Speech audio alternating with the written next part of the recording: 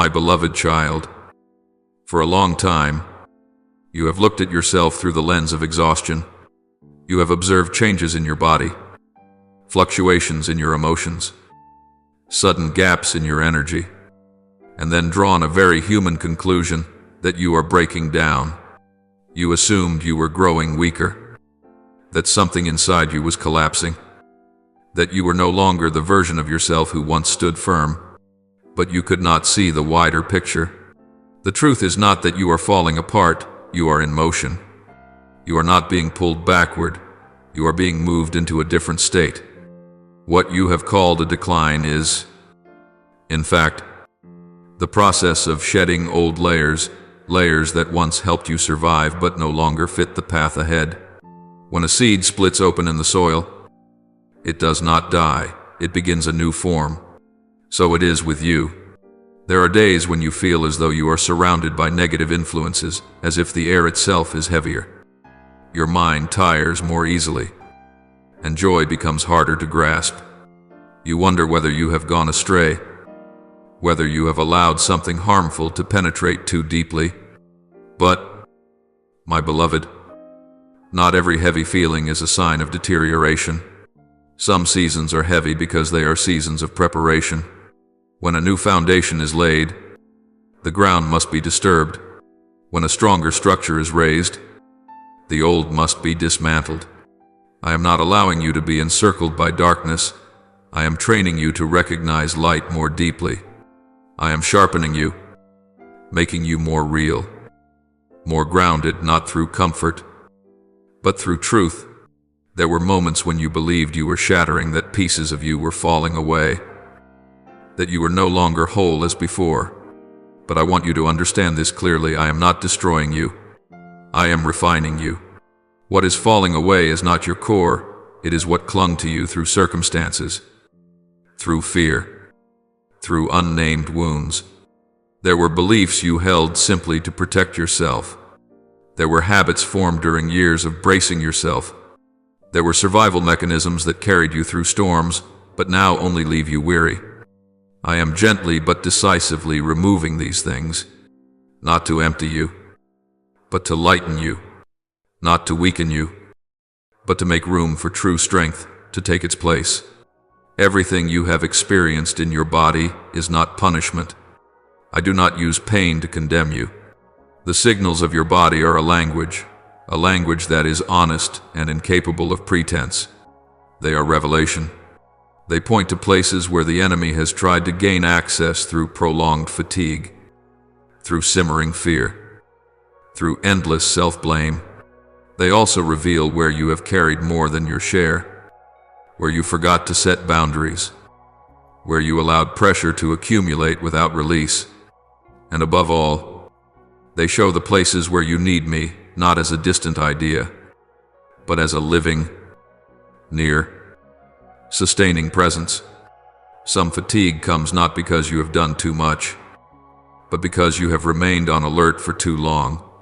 Some pain arises not because your body is weak, but because your soul has been silent for too many years. When I allow these things to surface, it is not to frighten you, but to invite you to stop, to listen, and to let me enter more deeply. Deliverance rarely arrives in noise. It often begins with a whisper reminding you that you do not need to continue in the old way. I am teaching you to discern between endurance and trust, between striving and surrender. And this lesson cannot be learned in theory. It must be felt within your own body. My beloved child, I am not surprised by what is unfolding within you. I have seen the entire journey, both the stretches you walked by faith and the stretches you walked by sheer willpower. I know where you carried burdens alone because you believed there was no other option. And I also know when it is time to tell you now it is enough. Enough pretending you are fine when you are tired. Enough blaming yourself for very human limitations. Enough believing you must fix everything before coming to me. You do not need to be better to be worthy of healing. You only need to be real. Scripture reminds you of this truth with great gentleness and great certainty. For when I am weak, then I am strong. 2 Corinthians 1:2-10. This verse does not glorify weakness. It unveils a deeper reality that true strength does not come from never wavering, but from knowing whom you need when you do. When you stop relying on control, you create space to receive grace. When you release your grip on keeping everything intact, I am given room to restore and renew. What is happening is not a period, but a comma. It is not the end of who you are, but the beginning of a different rhythm of living slower, deeper, truer. You will learn to recognize limits as a gift, not a failure. You will learn to let your body lead you back to your own truth, instead of forcing it to meet standards that no longer fit. And little by little, you will see this. Places that once felt like weakness will become doorways to rescue. Places that once ached will become sources of compassion. Places that were once attacked will become testimonies of protection. There are burdens you have carried for so long that you came to believe they were simply part of you. You grew used to questioning yourself, blaming yourself, replaying the past in silent nights, as if thinking hard enough might somehow undo what had already happened. There are mistakes that, though long past, you still hold tightly in your memory, not because you want to suffer, but because you fear that letting go would mean forgetting the lesson. Or worse, forgetting yourself. There are regrets you never gave words to, quietly swallowing them until they settled into a vague, nameless fatigue. There are wounds you pushed behind you, covering them with busyness, with responsibility, with strained smiles, hoping that if you didn't touch them, they would disappear on their own. But my child, those things were never meant to live in your body. They are not your home. They are not your identity, and I have never closed my eyes to them. I am doing a work that is very quiet, but very deep, not loud, not hurried, not showy. I am not merely removing what hurts on the surface, not merely soothing symptoms others can see. I'm going into the deepest places where fear once took root, where self-blame once clung tightly, where you learn to shrink yourself just to survive. I am loosening each layer, each knot, each compressed memory you carried because you knew no other way. This is not shallow healing, and it is certainly not forgetting. This is purification from the inside out, restoring the right order to your soul, your mind, and your body, so that what does not belong to you no longer has permission to remain, and you will not have to guess whether this is real, because you will begin to notice signs that are ordinary yet unmistakable. Your sleep will no longer be as restless as before. Sleepless nights, waking with a heavy chest and a spinning mind, will gradually become fewer. You will sleep more deeply not because you are exhausted, but because your body finally feels safe enough to rest. Your mind will feel clearer, not because every problem has vanished, but because you are no longer being dragged by endless, tangled thoughts with no way out. Your emotions will soften. You will notice that you no longer react as intensely as before, no longer swept away by emotional waves that rise and fall beyond your control. Steadiness will slowly replace tension, like solid ground being laid again after a long season of shaking. You will feel your energy returning not in sudden bursts, but as a steady flow. The things that once drained you, that once emptied you without your understanding why, will no longer hold you as tightly. You will realize that your heart no longer panics in places where fear once tried to suffocate your breath. The constant pressure in your chest, that heaviness you grew so used to that you forgot what lightness felt like, will begin to ease. The racing thoughts that once drove you relentlessly with anxiety will slow, then settle. And in that quiet space, you will begin to hear your own breathing again. Your body, too, will speak in its own way, no longer needing to brace itself excessively, no longer enduring in silence. You will sense a relief that needs no explanation, a relaxation that comes naturally, as though every part of you is remembering how it was created to function not in fear, but in trust. You will realize that you no longer need to fight constantly just to survive. You no longer need to stay perpetually alert, perpetually guarded, perpetually prepared for the worst, because within you, a new foundation is being rebuilt. My beloved child, this healing does not turn you into a stranger to yourself. On the contrary, it brings you back to who you truly are, the version of you that had to be set aside during years of mere survival. You will not lose your sensitivity, nor will you become cold or numb. You simply will no longer be ruled by old wounds. You will still remember what happened, but those memories will no longer dictate your reactions. You will still know that you were once hurt, but that pain will no longer define who you are. And in this returning, you will recognize something very simple yet very profound. Your body, your mind, and your soul are finally moving in the same rhythm. Allow this process to unfold. Do not rush it. Do not doubt it. Do not turn back to pick up old burdens simply because they are familiar. I am not in a hurry, and I do not abandon what I begin. What I am doing in you is durable, rooted, deep enough not to be swept away by the next wind. And when you look back, you will not merely say that you are better. You will know through lived experience that you have been set back in the right place, returned to the right rhythm, and restored to the rest you have longed for a very long time. Now, I am placing my hand beneath you and gently lifting you out of the former season, not with a sudden jolt that leaves you disoriented, but with a steady movement, slow enough for you to realize that you are being carried. The months in which you merely endured, striving only to keep everything from collapsing, have fulfilled their purpose. They were not wasted, nor were they meaningless, but they are no longer where you are meant to remain. I am opening before you a new space, a season in which you do not merely survive, but begin to truly live, not by bracing yourself harder, but by being sustained from a source that does not run dry. You will regain your strength, but not in the way you once knew. This is not the kind of energy that rises from pressure, from the fear of being left behind, or from the need to appear okay in the eyes of others. This strength is born from abiding from the moment your soul knows it is standing in the right place.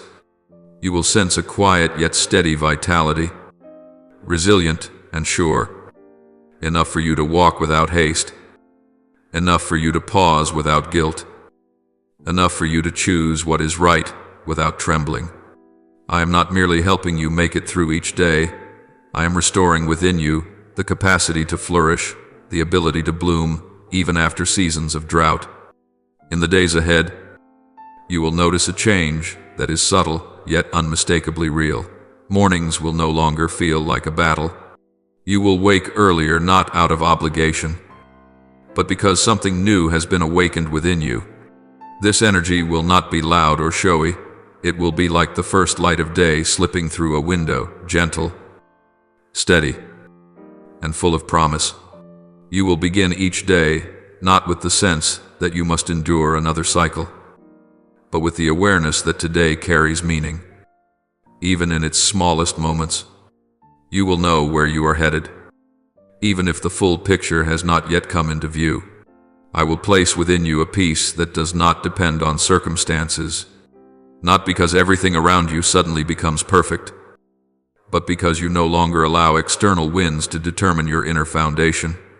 You will walk with a confidence nurtured by truth, the truth that you are guided, protected, and loved without condition. This confidence is not loud, nor does it need to prove itself.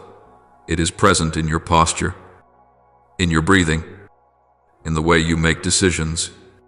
You will say yes when your heart is aligned, and no when it is necessary, without lengthy explanations. You will feel your feet firmly planted on the ground, no longer unsteady as before, There were moments that once nearly brought you to your knees, difficult crossroads, tense confrontations, heavy responsibilities. In this new season, you will stand steady in those very places, not because you have become hardened, but because you have learned to lean on a strength that is not your own. You will find yourself calmer as pressure rises, clearer when choices must be made, and more patient when results have yet to appear. I am shaping within you an inner strength that is not easily shaken, one refined by trust, not by fear. My beloved, the prosperity I speak of is not merely outward abundance. It is a life with purpose where every step, however small, is placed in its proper order. You will experience joy without needing a grand reason, gratitude taking root in simple things, and a capacity to love without being drained. You will realize that you no longer have to trade peace for achievement. You will understand that true accomplishment is living in alignment with the identity entrusted to you, an identity not defined by the harsh seasons you have passed through. I will teach you how to steward your strength, when to move forward, when to pause, and when to rest. You will no longer live by the frantic pace of fear, of falling behind, but by the steady rhythm of wisdom. Relationships will be reordered in healthy alignment. Work will find its rightful place. Dreams will become clearer, no longer vague or distant. And when you feel unsure, I will remind you that you are not alone on this journey. I am near, not merely pointing the way from afar, but walking beside you. Scripture speaks softly yet profoundly. Those who wait on the Lord shall renew their strength. They shall mount up with wings like eagles. They shall run and not grow weary. They shall walk and not faint. Isaiah 40:31. This promise does not say you will never grow tired. It says your strength will be renewed at the right time, not through pressure, but through trust, not through striving, but through connection. When you place your hope in me, strength does not merely return, it is reformed to endure. My beloved child, this new season does not require you to become someone else. It invites you to return to yourself, the version that has been healed, realigned, and entrusted with purpose. You will walk more lightly because you no longer carry burdens that were never yours. You will look ahead with clarity because you are no longer dodging old fears. You will love more deeply because your heart has finally found a place to rest. And in days that seem ordinary, you will recognize something extraordinary unfolding. You are living, not merely existing. You are blooming, not merely enduring. Receive this new phase with an open heart. Do not doubt because old scars remain. They are witnesses to the journey, not verdicts on your future. I have led you far enough to know that you are ready. And I am here not only to begin with you, but to complete what I have set in motion. You will walk with vitality, peace, and purpose. You will stand firm when needed, and you will soar when the time comes, not because you achieved it on your own, but because you learned how to trust. My beloved child, you will step into the purpose I have prepared for you, no longer confined by limits you once believed were impossible to cross. Your body is not a prison for your calling. It is an instrument being recalibrated to serve something greater. I do not ask you to deny what you feel, nor do I require you to pretend to be strong. I am teaching you a new way of seeing that this body does not determine destiny, and passing sensations do not have the authority to rewrite the story. The work I am doing within you is neither superficial nor temporary, neither patchwork nor fragile. I am touching the deepest layers of identity, restoring order from the roots, so that what I begin can stand through time, through upheaval, and through the voices that try to pull you backward. Listen to me carefully, for this is the hinge point of this season. Do not let the enemy convince you that a few small signs mean everything has reversed.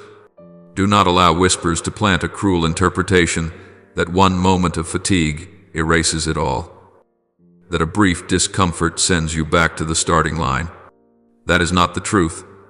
My promises are not so fragile that a heavy day can shatter them. The transformation I am bringing about is not so thin that a headwind can dissolve it.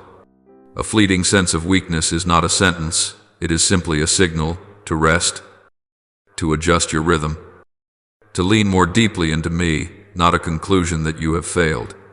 Healing carries two rhythms that move together, sudden moments when light breaks through and you realize something has shifted instantly, and slower stretches where change settles day by day, layer by layer, like underground springs, nourishing roots. Both belong to me. Both are signs of the same work.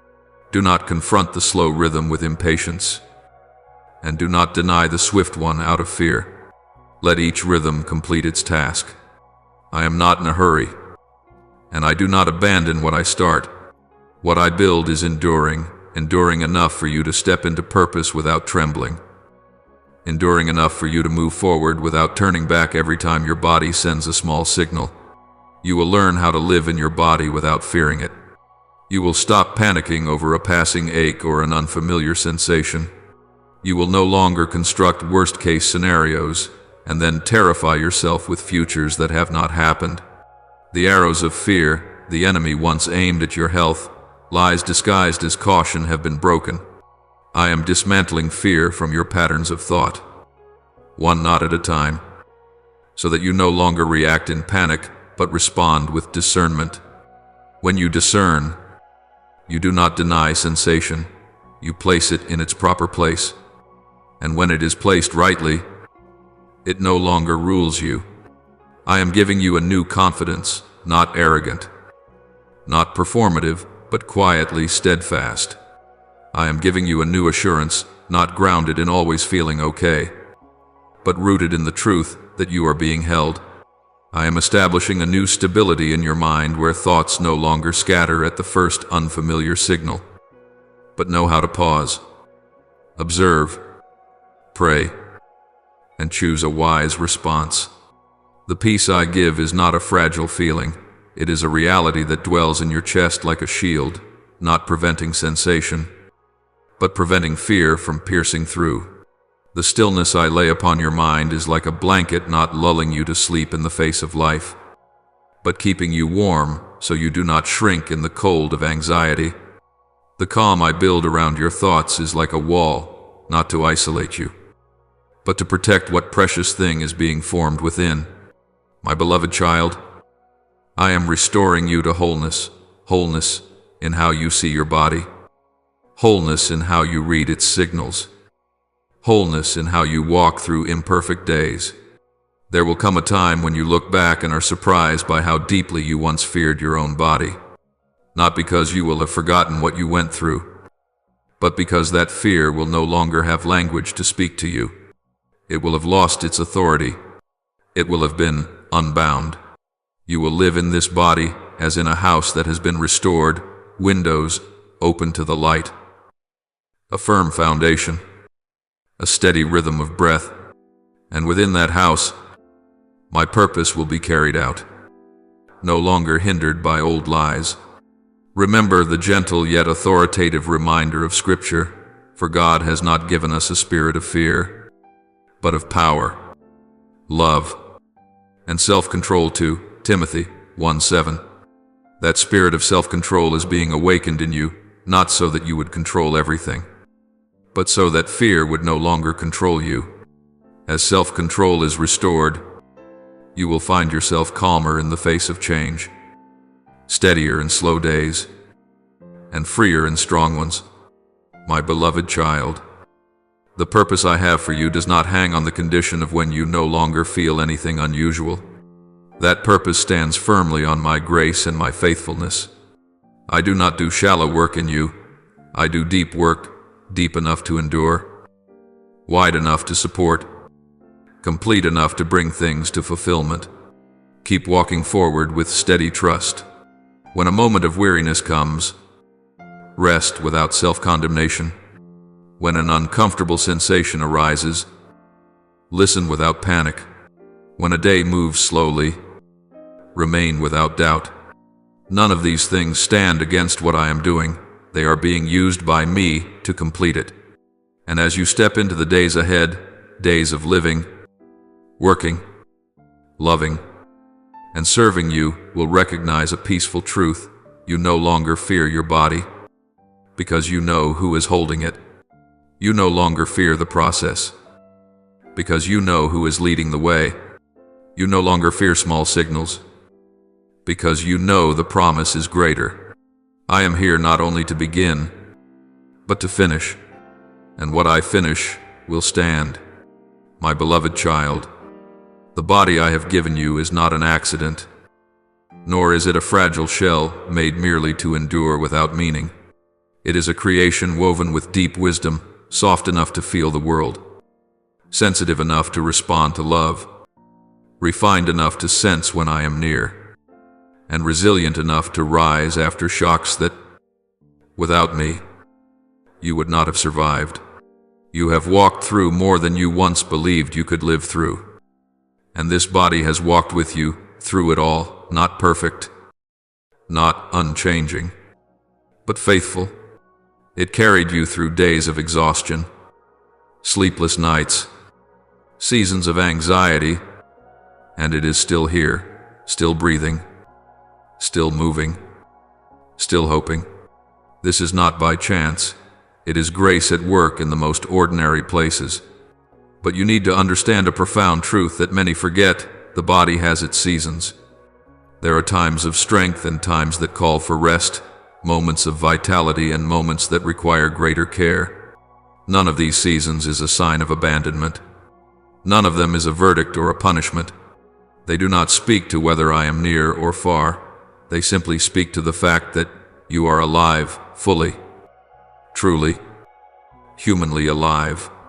I designed this journey not so that you would measure my presence by physical sensation, but so that you would learn to rely on me beyond sensation.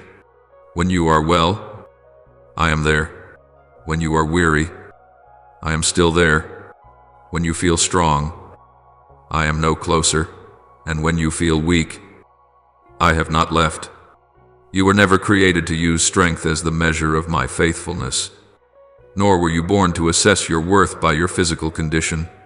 I do not look at you through energy charts, numbers, or daily performance. I look at you with the eyes of the one who breathed life into you from the beginning, eyes that do not fluctuate with changing conditions.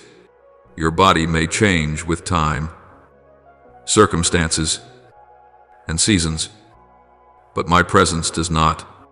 It does not shrink when you are weak, nor fade when you are tired. My hand does not withdraw when you tremble, and my spirit does not diminish when your energy temporarily declines. There are days when your body feels as though it is working against you, when every movement feels heavy, every thought slows, and every effort costs more than usual. On those days, the enemy whispers that something is wrong, that you are falling behind, that you are no longer protected as before. But that is a lie dressed up as reason.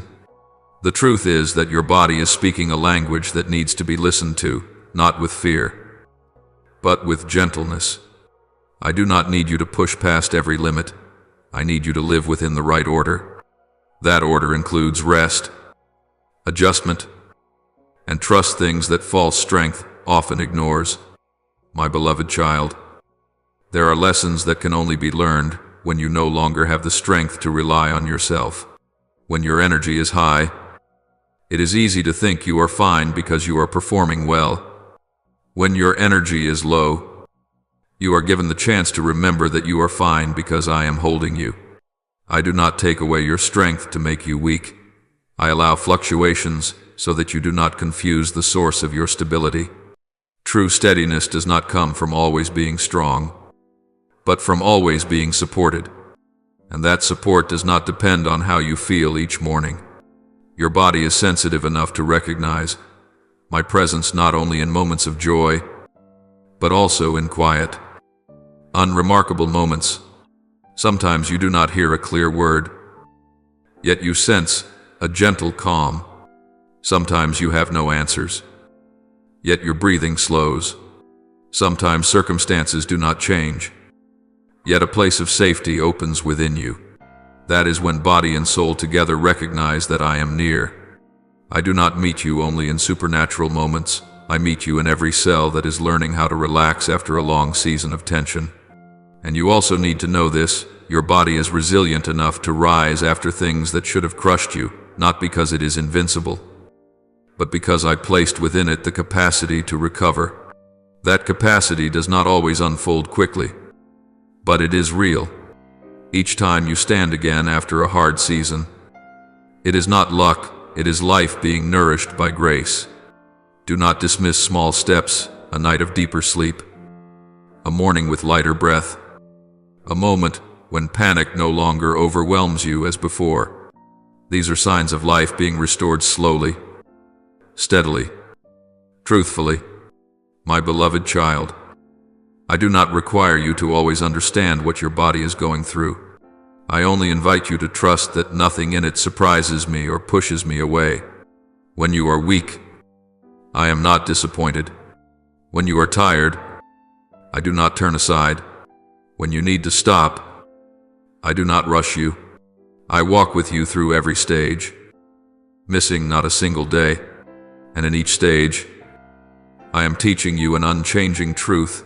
You are loved not because you are strong, not because you endure, not because of how much you can do, but because you are my child.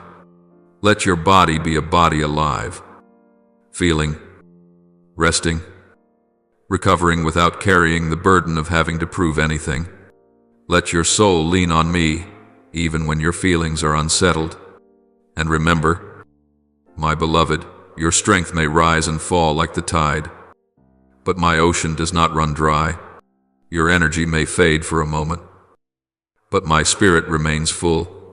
Your body may change along the journey, but I, the one who is with you, never change. My beloved child, remain with me in prayer, not only when you need support, but in every season you pass through. Prayer is not a life buoy you grab when you are about to sink. It is the breath that keeps you alive. There are days when your body feels light like the early morning breeze, when every cell seems refreshed, when strength flows through you gently like clear water, and you wake with clarity, your mind sharp, your heart full of drive. Those days are not accidental. They are gifts I give, moments of grace for you to taste abundant life. I delight in seeing you smile, in seeing your steps steady, in seeing your eyes clear. I am not jealous of your joy. I am the source of that joy. Yet, my child, even on those easy days, I listen to the rhythm of your heart. I watch where you place your focus when everything is going smoothly. Do you still pause to speak with me? Do you still seek my face when the skies are clear? Do you still draw near when there is no urgency pressing you? Or do you lean on your own strength, the strength I have given, and forget the one who gave you breath and vitality? This is not a rebuke. It is an invitation. For I know that when life becomes favorable, people can drift away without realizing it, not out of deliberate betrayal, but because they are carried along by the fast pace of success and comfort. I do not want you to remember me only in long nights or when your heart feels heavy. I long for you to stay with me in the light of morning, in hours filled with energy, in days when you feel fine, for it is precisely in those days that communion can deepen in the most enduring way. When you are strong, you have the capacity to build foundations, the foundation of holy habits, the foundation of listening, the foundation of placing me at the center, not out of need, but out of love. Strength is a season, and seasons always change. If you use your season of strength only to run faster and not to build deeper, when the winds shift, you will find yourself weary for lack of shelter. My beloved child, I am not against strength. I give strength. But I do not want strength to become a wall that distances you from me. I want it to become a bridge that draws you closer. When you are well, pray not to ask for more, but to give thanks. When you are clear-minded, pray not to find an escape, but to ask for wisdom to stay on the right path. When you are full of energy, pray to learn how to steward it, to know when to move forward, when to pause, when to rest so that strength does not turn into exhaustion. Prayer in seasons of ease is how you guard your heart from complacency and from the illusion that you can stand on your own forever. I know there are days when you do not feel like praying because you think you need nothing. But prayer is not a wish list. It is an encounter. You do not come to me only to ask, but to be with me. Being with me when you are strong helps you remember your source. Being with me when you are joyful keeps your joy from becoming hollow. Being with me when you are fine gives that stability roots. And when hard days come, and they will come, you will not have to search for me. You will already be near. My beloved child, there is a very subtle danger in easy seasons. You begin to measure everything by performance. You pray less because you are busy. You listen less because you think you already understand. You rely more on schedules, strategies, confident routines, and less on my gentle leading. I do not blame you, for this is human, but I invite you to stay awake. Use days of abundant energy to build a rhythm of life that makes room for me without crowding, without haste. A rhythm that knows how to pause at midday, how to breathe deeply in the middle of work, how to listen amid the noise. I long for you to learn how to pray with me, with your whole body, when you walk, when you work, when you eat, when you rest. Not always with long words. Sometimes it is simply a tender awareness that I am here. When you are strong, that prayer is like an anchor line that keeps you from drifting too far. When you are weak, it becomes the arm that lifts you up.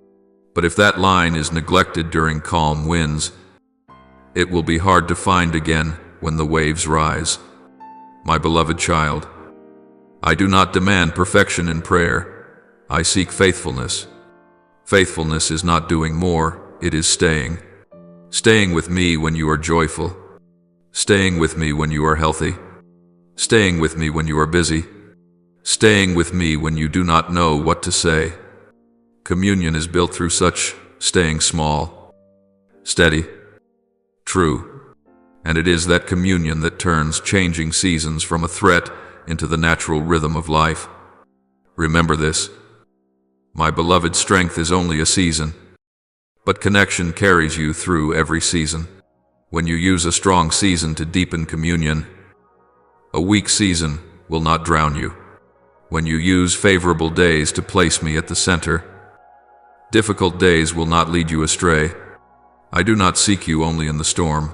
I want to walk with you on sunlit roads so that when clouds gather, you know you are not walking alone.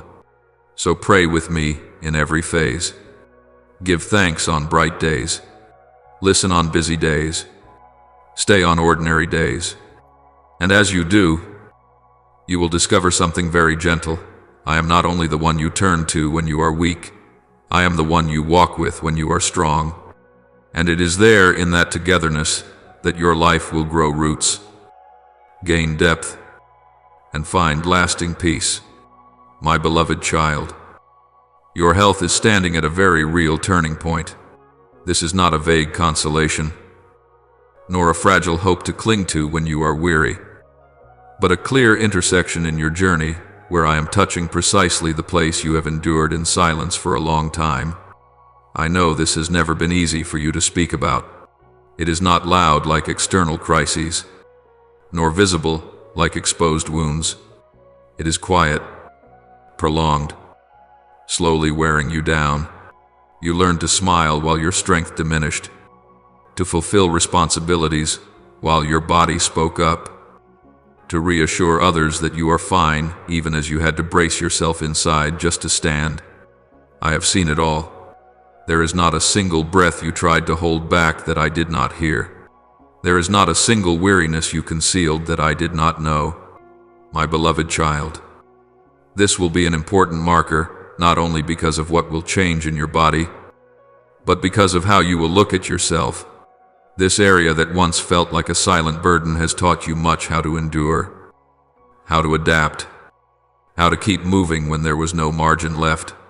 But it also took much from you: lightness, simple joy, the ability to believe that tomorrow could be better than today. I did not let you pass through that in vain. I was not absent from that quiet battle. And now, I am stepping into the very place you once thought you would have to live with for life, to establish a new order. I know you have grown used to carrying the load, so used to it that you scarcely remember what it feels like for a body that does not have to constantly self-correct, a mind that does not have to scan every small signal. There are mornings when you wake and need a moment to assess the situation before beginning to see how much energy you have, what you must be cautious about, what you must sacrifice today in exchange for stability. You have lived responsibly, courageously. But my beloved child, that resilience was not meant to become a permanent state. It was given to help you pass through, not to trap you there forever. The change I am initiating is not loud or dramatic in the way you once imagined. It begins from within, from systems that have been bracing themselves for too long, from rhythms forced to run faster than what is natural. I am easing accumulated tensions, resetting the tempo of parts of you that learned to live in endurance mode. You will notice this change in very ordinary ways: a morning when you wake without the familiar heaviness, a day when you work without constantly wondering how much longer you can hold on, a moment when you laugh sincerely without effort. Do not dismiss these small signs. They are the testimony that I am working deeper than the surface. My beloved child, I am not only healing your body, I am touching the story you have been telling yourself about that body. A quiet narrative has taken shape over time that you must accept it, grow accustomed to it, manage it, and live with this burden as if it were an inseparable part of who you are. I am rewriting that story, not by denying reality, but by opening a different future, one where your body is no longer a battlefield, but a dwelling place of peace. You will learn to trust restoration without trying to control every step. You will learn to hope without being afraid of disappointment. And for you, that learning may be even harder than endurance itself, but I will be with you through every step of that learning. I also want you to know that this change will not make you someone else. You will not lose the sensitivity, the depth, or the compassion you have cultivated through difficult years. On the contrary, when the burden is lifted, those qualities will finally have room to bloom.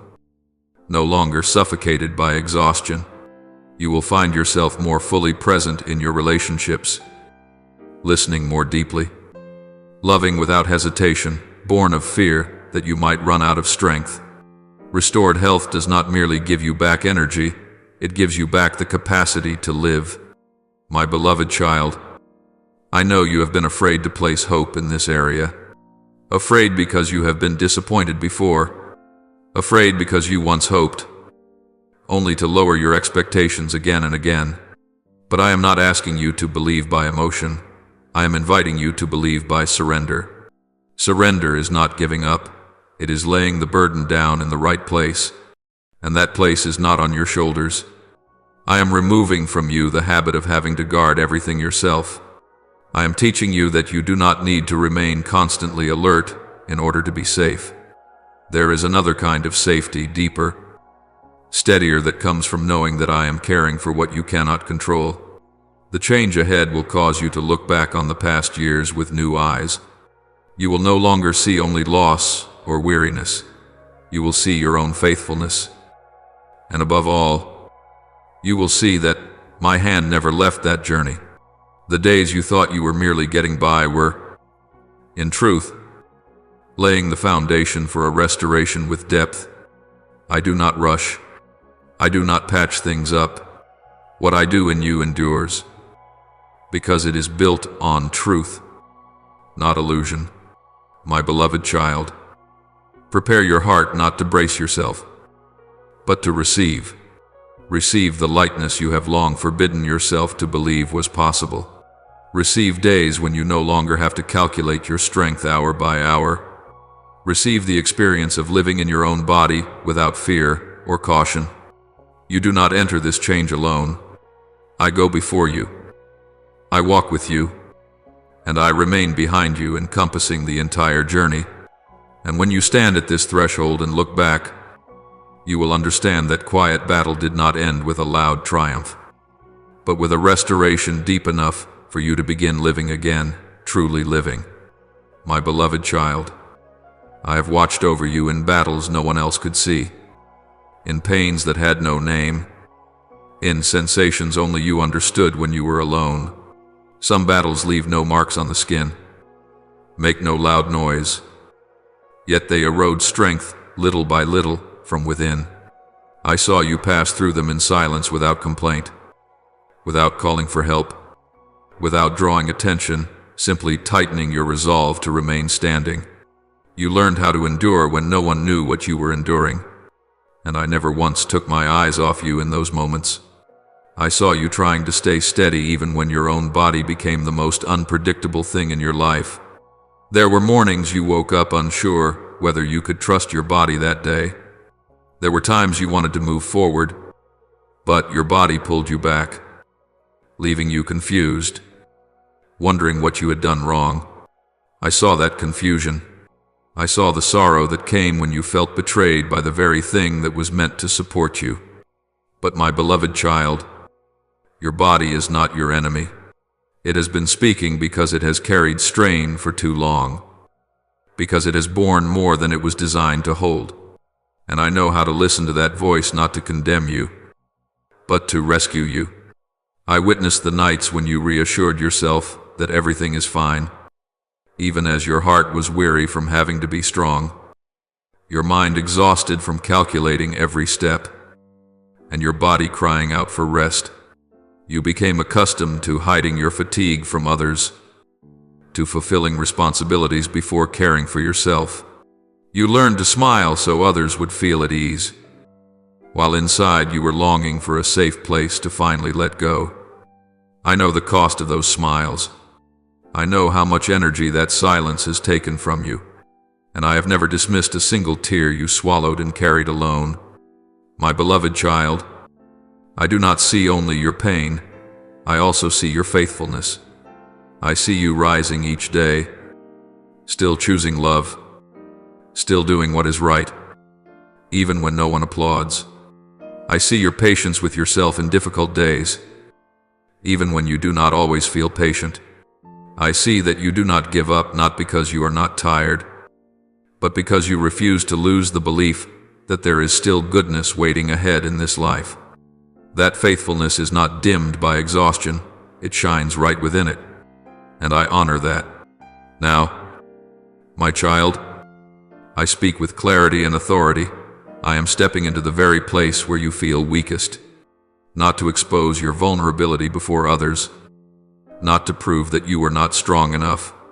I step in to reveal my power in a way you have not yet experienced, a power that does not crush or overpower, but upholds, power that does not shame you, but sets you free. I do not come to point out what you lack, I come to give you what you need. My power does not seek a stage, it seeks the places hidden by fear and exhaustion. It does not wait for you to be composed or strong, it comes when you are most weary, when your defenses are thinnest, when you can no longer pretend, for it is there that truth is spoken, and truth is fertile ground for healing. I am not ashamed of your weakness, I use it as a doorway for grace to enter. I am not afraid of your questions. What grieves me most is when you fall silent and carry everything alone. My beloved child, I do not define you by your strong days, nor do I confine you to your weak ones. I see you whole the entire journey. The context, even the things you have not yet found words to say. I know there are wounds formed because you had to grow up too soon, because you had to manage on your own when you should have been protected. I know there are survival mechanisms that carried you through the storm, but now leave you weary. I do not fault you for learning how to survive. I am teaching you how to live. My presence in your weakness does not make you smaller, it makes you more real. When you stop trying to appear okay, you create space for true restoration. When you allow yourself to rest without self-condemnation, you allow your soul to breathe. When you speak honestly to me about your pain, I can touch the root instead of merely soothing the surface. This is not hurried healing. This is restoration with depth, deep enough to endure, real enough to break old cycles. I am teaching you a new way to stand firm, not by gritting your teeth and enduring, but by leaning into a source of strength that does not run dry. You will learn to discern the difference between courage and strain. You will learn to rest without fearing that you are falling behind. You will learn to listen to your body as a friend in need of care, not as a traitor to be controlled. And in this process, you will realize my power does not estrange you from yourself. It returns you to the right rhythm of life. My beloved child, some miracles do not arrive with thunder, but with holy patience. Some victories are not announced, yet are felt in the return of peace to your chest, in slower breaths, in a morning when you wake without fear of the day ahead. Do not despise small changes. Do not assume that power is present only when everything turns around in an instant. My power is at work even when you do not notice, resetting foundations, healing deeper layers, freeing you from fears that once governed you. I am not in a hurry with you, and I will not abandon what I have begun. What I start, I complete. I am near you not only to comfort, but to walk with you. I am in this story not as a spectator, but as the one rewriting the ending, and that ending is not you barely getting by, but you living upheld in peace and with purpose. My beloved child, allow me into that place of weakness. Let me do what only I can do. You do not need to prove anything. You do not need to hide anything. You only need to remain with the truth. Remain with hope. Remain with me, and you will see in the very place you once thought was your breaking point, I will lay the foundation for a new strength, not loud, not showy, but deep enough for you to stand firm and gentle enough for you to rest. My beloved child, I speak to you with the certainty of the one who does not err. This season marks a turning point, not a small bend where you merely adjust your direction by a few steps, but a deep shift, a foundational change, quietly unfolding beneath the surface. You have not yet sensed it with your body. You have not yet seen it with your natural eyes, but heaven has acted. A command has been released in the unseen realm, and the wheels of restoration have begun to turn. Some things are initiated without the consent of your emotions, without the confirmation of your circumstances. They move forward simply because the time has come. The angels entrusted with your health have stepped into their assignment not in haste, not with noise, but with precision and steady faithfulness. They do not work by human measurements, but according to the rhythm of eternal wisdom. There are things that must be untangled before they can be rebuilt, layers that must be removed before renewal can take place. I am realigning what has gone out of order, rhythms that were pushed too fast, balances that were broken, systems that had to strain to compensate. I am repairing what the enemy has damaged, not only surface consequences, but the deep imprints left by prolonged fear, pressure, and weariness. I am not patching things up, I am restoring order. I am reclaiming what time tried to take from you. Time can erode when a person only endures without being upheld, but time becomes an ally when I step in and redirect its flow. I am renewing what pressure sought to exhaust, parts that have been overworked, parts that have grown accustomed to living in constant alertness. I am rebuilding what illness attempted to destroy, not through force, but through regeneration from within. This rebuilding is not as loud as destruction, but it is far more enduring.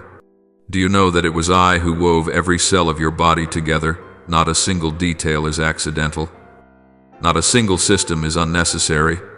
From the quiet rhythm beating within your chest to the intricate currents carrying life throughout your being, everything was arranged by a hand that knows what is required for you to live, to grow, and to recover. Every system within you recognizes my voice. They are not confused by the noise of fear. They are not persuaded by the lies of despair. They were created to listen to me. When I speak to your bones, they remember their original structure, not the structure of fatigue, but of support. When I speak to your blood, it listens and carries life with a new order, no longer rushed, no longer chaotic, but steady and at peace.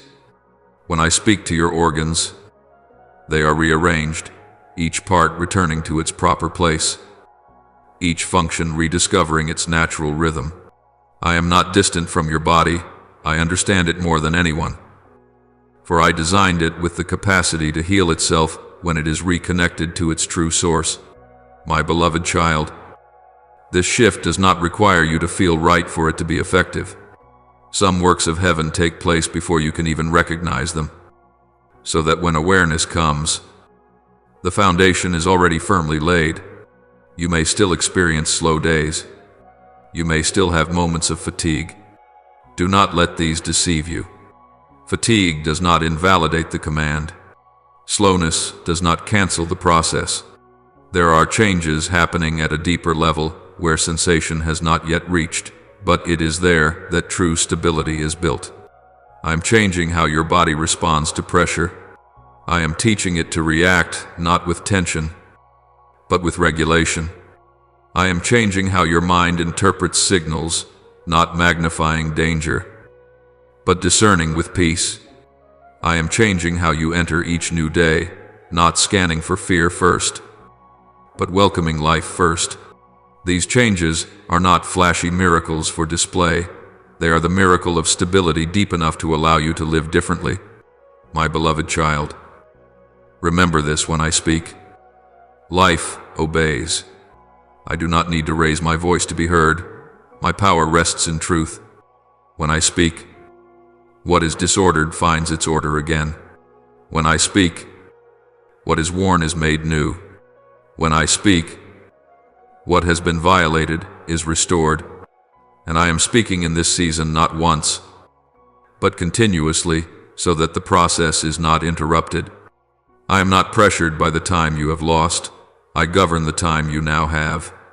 You may not yet see the full outcome, but you will begin to notice small, undeniable signs: lighter breathing, mornings that feel less heavy, work hours that are more sustainable, nights of deeper rest. You will sense calm returning to your chest like an old friend. You will notice that fear no longer directs every decision. You will realize that your body is no longer a battlefield, but is becoming a dwelling place of peace. Do not dismiss these small things. They are the echo of a command that has already been released. I also invite you to cooperate with what I am doing, not through anxiety, but through trust. Give your body time to catch up with the command. Give your mind space to settle. Give your soul the habit of remaining with me. When you rest, you are not delaying restoration. You are honoring its rhythm. When you pray, you are not persuading me. You are placing yourself within the flow of what has already been decided. My beloved child, the shift has already begun, even if you do not yet feel it, even if you do not yet see it. Heaven is at work. I am adjusting, repairing, restoring, renewing, rebuilding. I am speaking to every cell, every system, every rhythm of life within you, and they are listening. Remain in this truth. Walk forward with steady trust.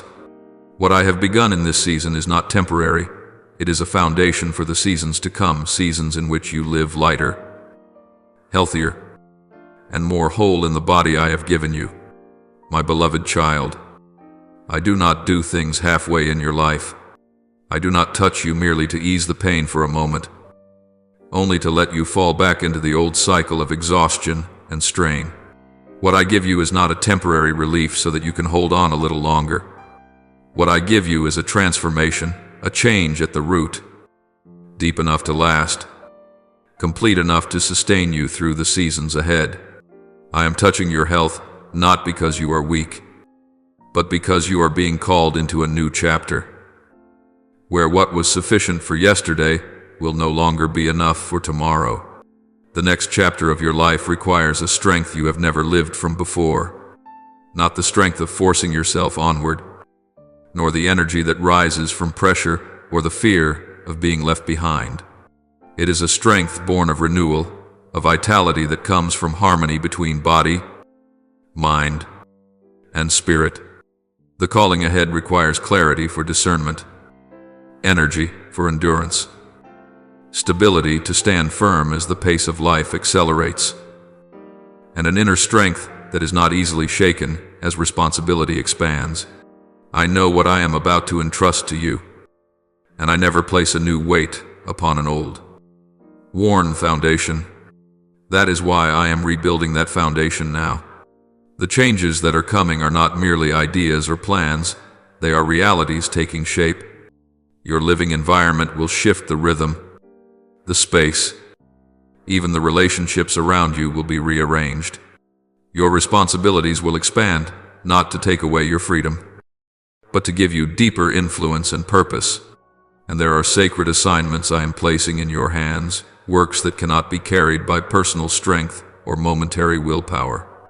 All of this requires a body that has been renewed, a steady mind, and a rhythm of life capable of carrying grace without collapsing into exhaustion. You have felt tired, yes, but I want you to hear this clearly, that weariness is not evidence of failure. It does not say that you have gone the wrong way. It does not condemn you as not enough. That weariness is the signal of a threshold. It appears when what is old can no longer sustain what is new that is arriving. You have tried to use the strength of a former season to step into the next, and your body has spoken. Not to stop you, but to tell you it is time to change the source. Supernatural renewal is not a miracle that helps you ignore limits. It is a miracle that restores order, so limits no longer rule. I am teaching your body to function in the rhythm of grace rather than the rhythm of tension. I am teaching your mind how to remain clear, even as pressure increases. I am teaching your soul how to rest in me so vitality no longer leaks away through anxiety and self-blame. This renewal does not come so that you can run faster at any cost. It comes so that you can go farther without wearing away. My beloved child, I am not changing your health simply so that you can be healthier. I am changing it so that you can live differently, so that you can enter each new day with a sense of readiness rather than apprehension, so that you can carry responsibility without paying for it with your peace, so that you can be fully present in the assignments I give you, listening more deeply, loving more broadly, serving with greater endurance. When your body is renewed, you will realize that you no longer have to negotiate with fear before every decision. You will choose from freedom, not from exhaustion. I know you have grown used to self-adjusting, lowering expectations, rearranging schedules, shrinking dreams simply to fit your current level of energy. I do not fault you for doing that in order to survive. But the season ahead is not calling you to shrink, it is calling you to step forward, and to step forward without breaking. You need a renewal that only I can give. That renewal does not demand that you prove yourself, it invites you to trust. It does not ask you to strain, it invites you to receive. There are things you have postponed, thinking, when I am healthier. I am bringing that when closer, not to pressure you, but to release you. You will see energy return in a different way, steadier, more sustainable, less explosive, yet not easily drained. You will see clarity increase not because every question disappears, but because your mind is no longer pulled in every direction. You will sense inner stability, a groundedness, even as your environment changes. These are signs of transformation, not of patchwork repair. My beloved child, do not be afraid of the changes that are coming. I do not bring the new to overwhelm you. I bring the new because you have been prepared, and I am completing that preparation by renewing you from within.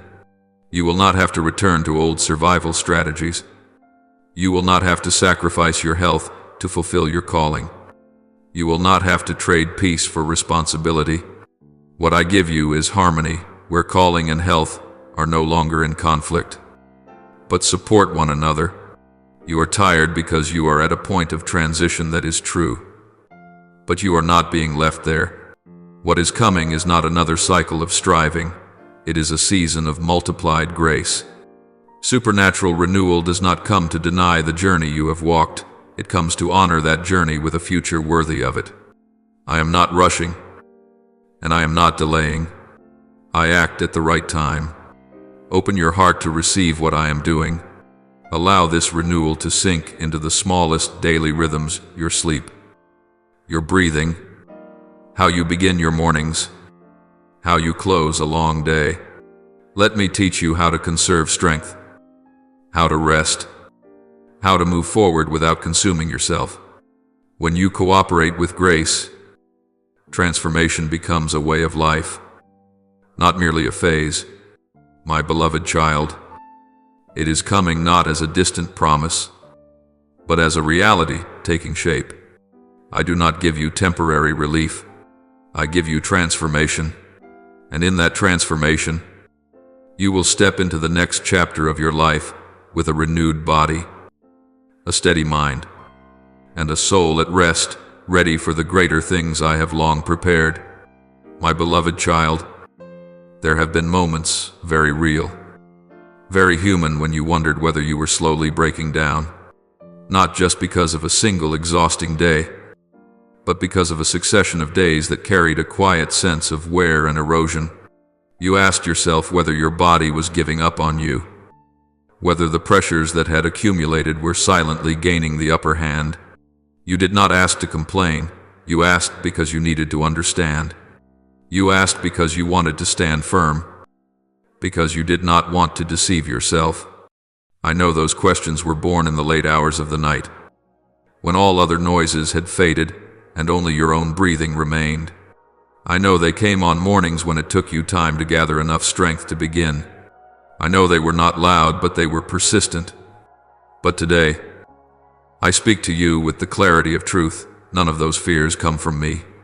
I do not plant doubt in your heart. I do not whisper that you are about to collapse. I do not place in you the thought that your body will betray you. Those ideas do not carry the fragrance of heaven. They bear the mark of the enemy, the one who wants to frighten you within the very home I gave you to dwell in during this life. He wants you to look at your body with suspicion, as though it were a prison, a limitation, proof of failure. But I am opening your eyes to see the opposite. Your body was not created to confine you. It was created to bear witness to resilience that is upheld, to bear witness to restoration that cannot be explained by logic alone, to bear witness to power at work in the most ordinary things, the heart finding its steady rhythm again, sleep growing deeper, breath becoming lighter, strength returning in a lasting way. I do not deny what you have been through. I transform it into a story, and that story does not end with prolonged endurance, but with restoration marked by my hand. There will come a day when you look back and say, not with pride, but with reverent awe, only God could have done this. Not because you did not try, but because your effort reached its limit. Not because you did not care for yourself, but because care alone was not enough.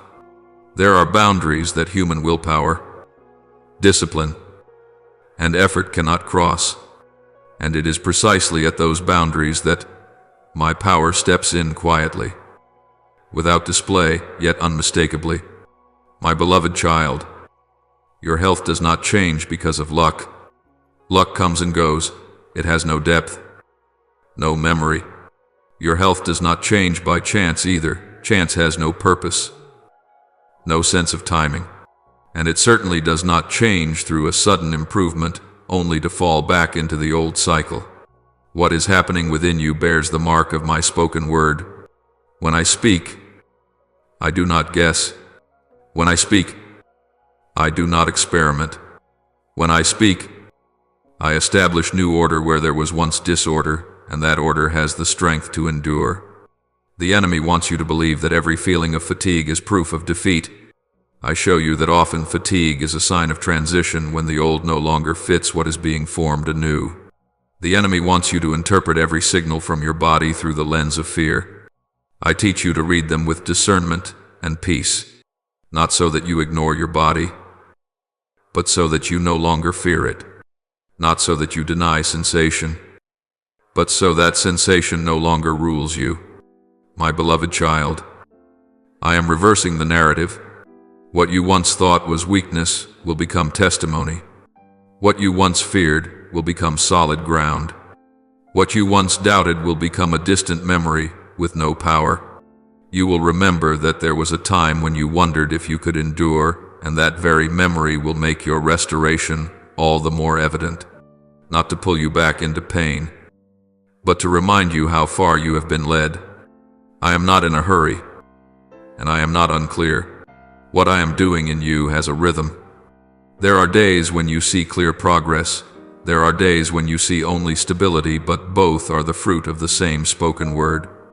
I am building in you a health that does not depend on fleeting emotions, that is not governed by old fears. I am building in you a new confidence, not the confidence of never being tired, but of being upheld even when you are. My beloved child, let me make this plain so you can stop arguing within yourself. I do not need you to convince yourself to believe. I need you to remain. Remain on good days. Remain on slow days. Remain when your feelings have not yet caught up with the truth. For truth does not change with feelings. Truth stands because it has been spoken, and my word does not return empty. You will walk in your body with a new freedom, no longer scrutinizing every sign with anxiety, no longer constructing worst-case scenarios. You will learn to listen without panic, to adjust without condemnation, to rest without fear of falling behind. And in that process, you will realize your body is not a prison, it is a witness to restoration with order, a witness to power working through process, a witness to a God who does not abandon what he has begun. My beloved child, when others ask what happened, you will not need a long explanation. Your life will answer for itself. Your peace will speak. Your stability will testify. And you will know not by theory, but by experience that your health did not change by luck, not by coincidence, not by isolated effort. It changed because I have spoken it so, and what I have spoken, I will bring to completion. My beloved child, you will begin to notice the shifts, not loud, not sudden, but so real that you cannot deny them. At first, they arrive gently, like thin light slipping through the curtains in the early morning. You may not be able to name them right away. You will simply sense that something is different in a way that is hard to put into words.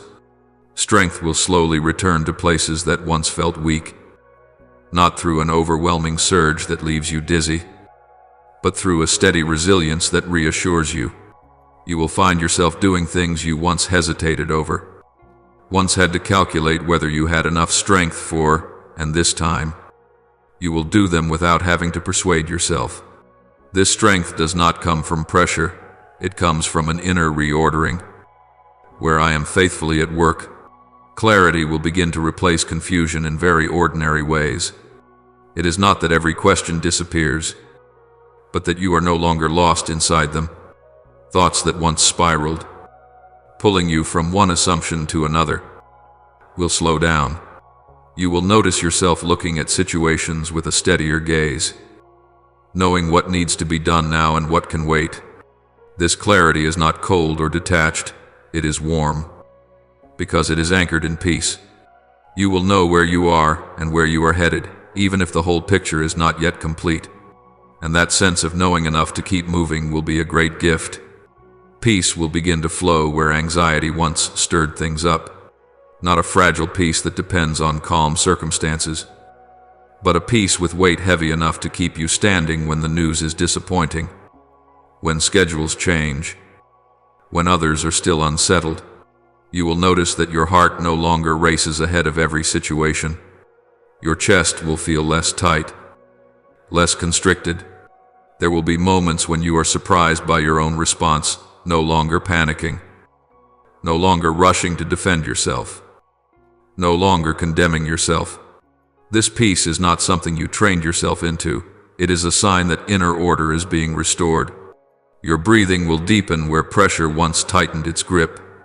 You will inhale without having to remind yourself to breathe, and exhale without carrying a burden with you. The moments when you forgot your breath because you were too busy holding everything together will slowly become fewer. Your body is relearning the language of safety when safety returns.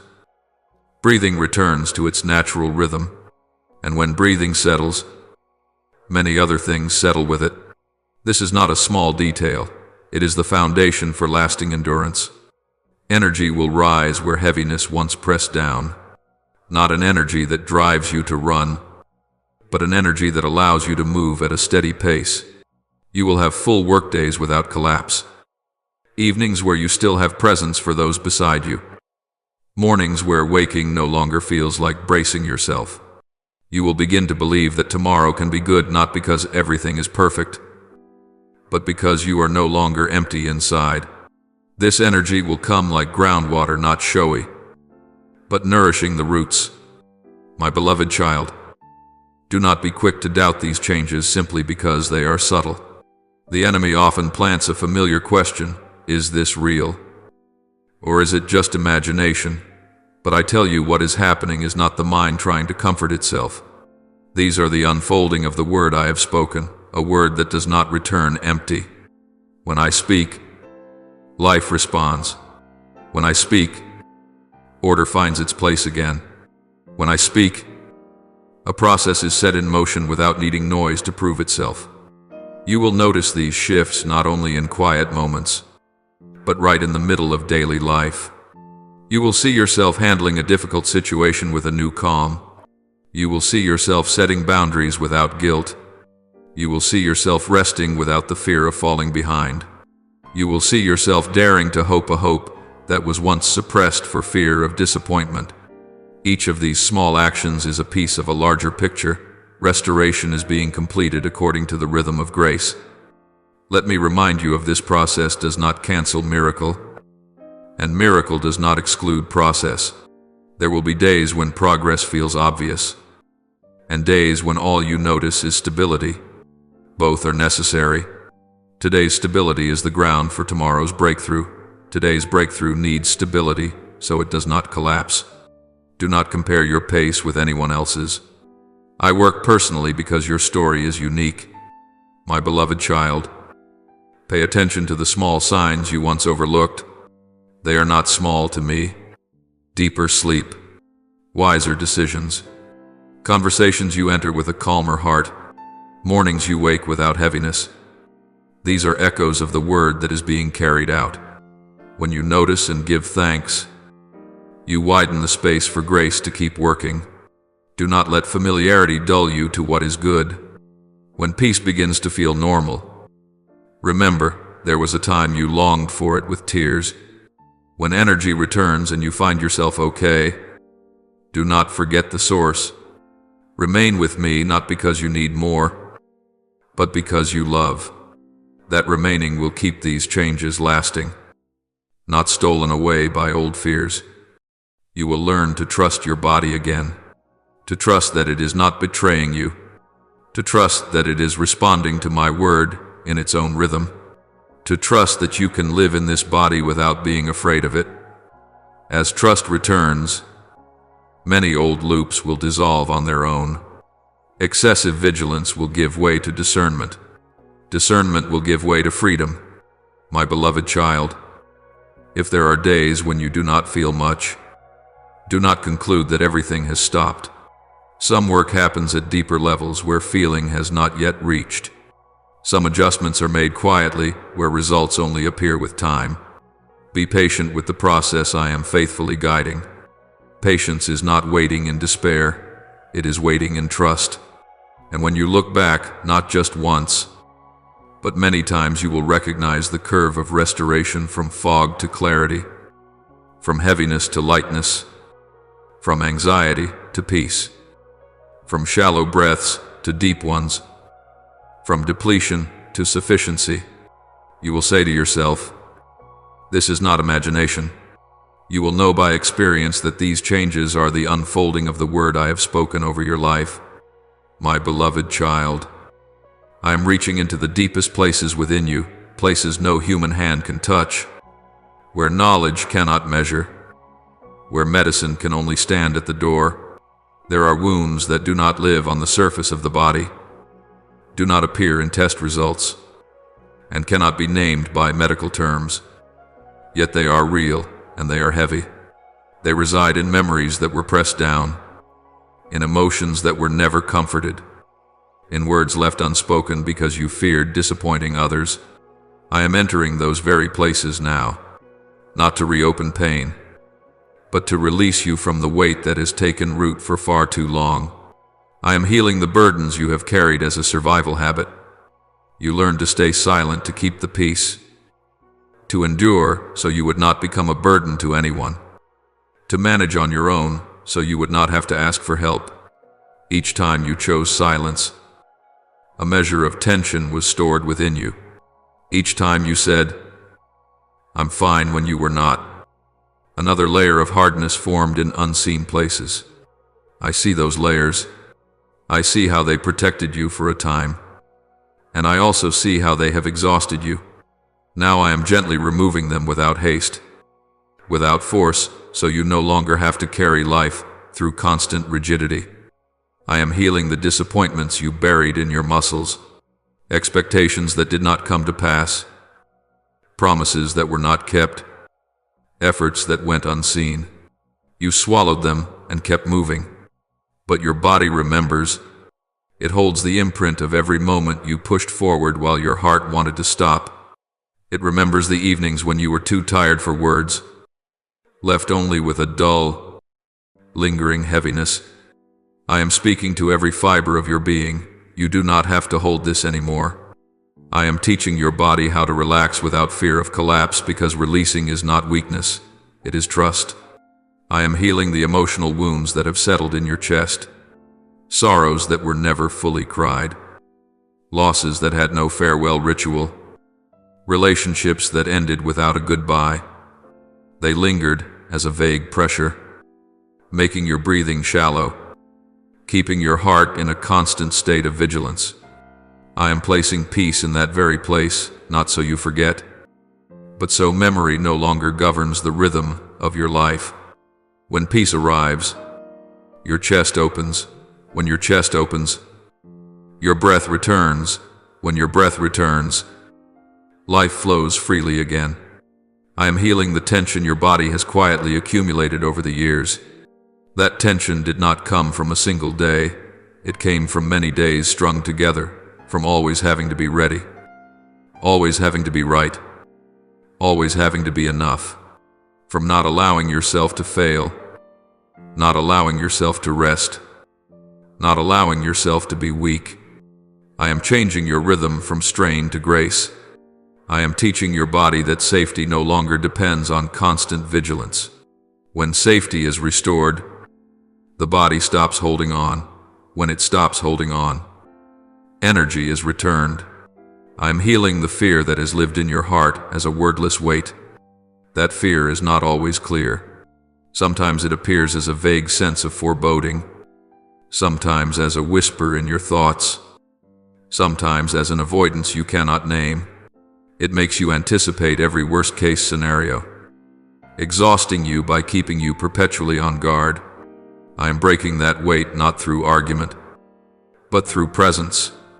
When you know that I am here, fear is no longer the gatekeeper. When you know you are being held, your heart no longer contracts. My child, you have carried more than you ever spoke aloud. You took on burdens no one assigned to you, assumed responsibility for other people's emotions, accepted blame for things you did not cause. You fought battles your mouth never named, battles of self-blame, comparison, and the relentless need to prove your worth. Your body has borne the pressure of those battles day after day. I have seen it all. Not once did you grit your teeth in silence without my knowing. Not once did you turn your face to the wall at night without me being near. Now I am lifting these things from you. I do not remove the memories. I remove the weight. I do not erase the past. I dismantle its power. I do not deny what happened. I restore meaning so you can move forward. As I lift the burden, you will notice a real, tangible lightness, not the lightness of avoidance, but the lightness of release. You will be surprised to see yourself responding differently to things that once made you withdraw. You will discover that you can be more fully present without defenses, without pretense. My beloved child, this healing does not take place outside of you. It unfolds within you. It does not demand that you feel something immediately. It invites you to stay. Stay with the truth that you are not alone. Stay with the breath that is being renewed. Stay with the peace spreading like a gentle light. There will be days when you feel it clearly, and days when you simply feel steadier. Both are part of the process. Do not measure healing by emotional intensity. Recognize it by the growing stability within you. I am teaching you a new way of living in your body without resistance, without excessive control, without suspicion. I am teaching you to listen without panic, to rest without self-accusation, to move forward without strain. As you cooperate with grace, the hardened layers will dissolve. When they dissolve, softness returns. And when softness returns, you perceive my presence more clearly because tension no longer blocks the way. My beloved child, trust that I am at work even when you cannot see it.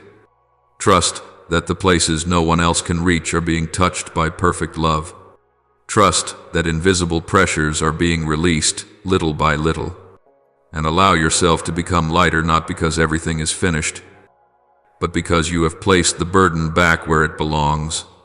My beloved child, the healing I am carrying out within you does not stop at the body.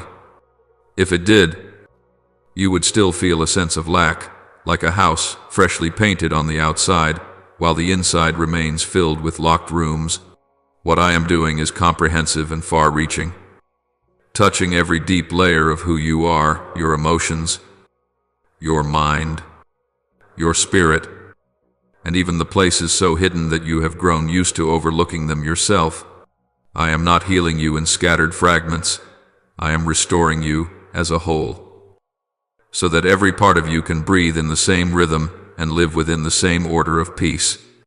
Before long, you will wake up and notice something strange yet undeniably real.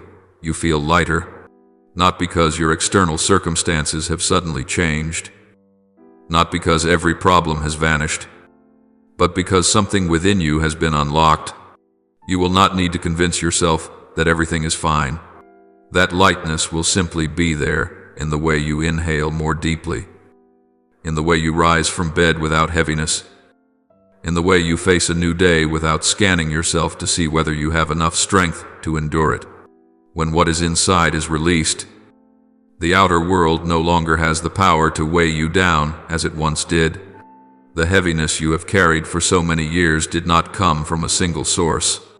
It accumulated like layers of sediment, some from childhood, when you learned to stay silent in order to be accepted, some from heartbreak that made you question your worth, some from betrayal that taught you to close your heart to protect yourself, some from the pressure to be strong, to be right, to be enough, and some from the quiet storms you walked through alone.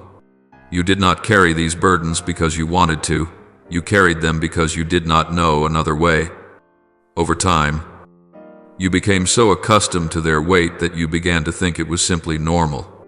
But, my child, those burdens were never meant to stay. They existed because you had to survive. I do not fault you for learning how to endure. I honor that resilience. Yet now, you no longer need to live in survival mode. I am doing something new. I am allowing what once clung to you to fall away, not through another battle, not through doubled effort, but through release. You will be surprised to see how the things that once held you lose their weight, as though they no longer have a reason to remain. I am healing places you forgot also needed healing.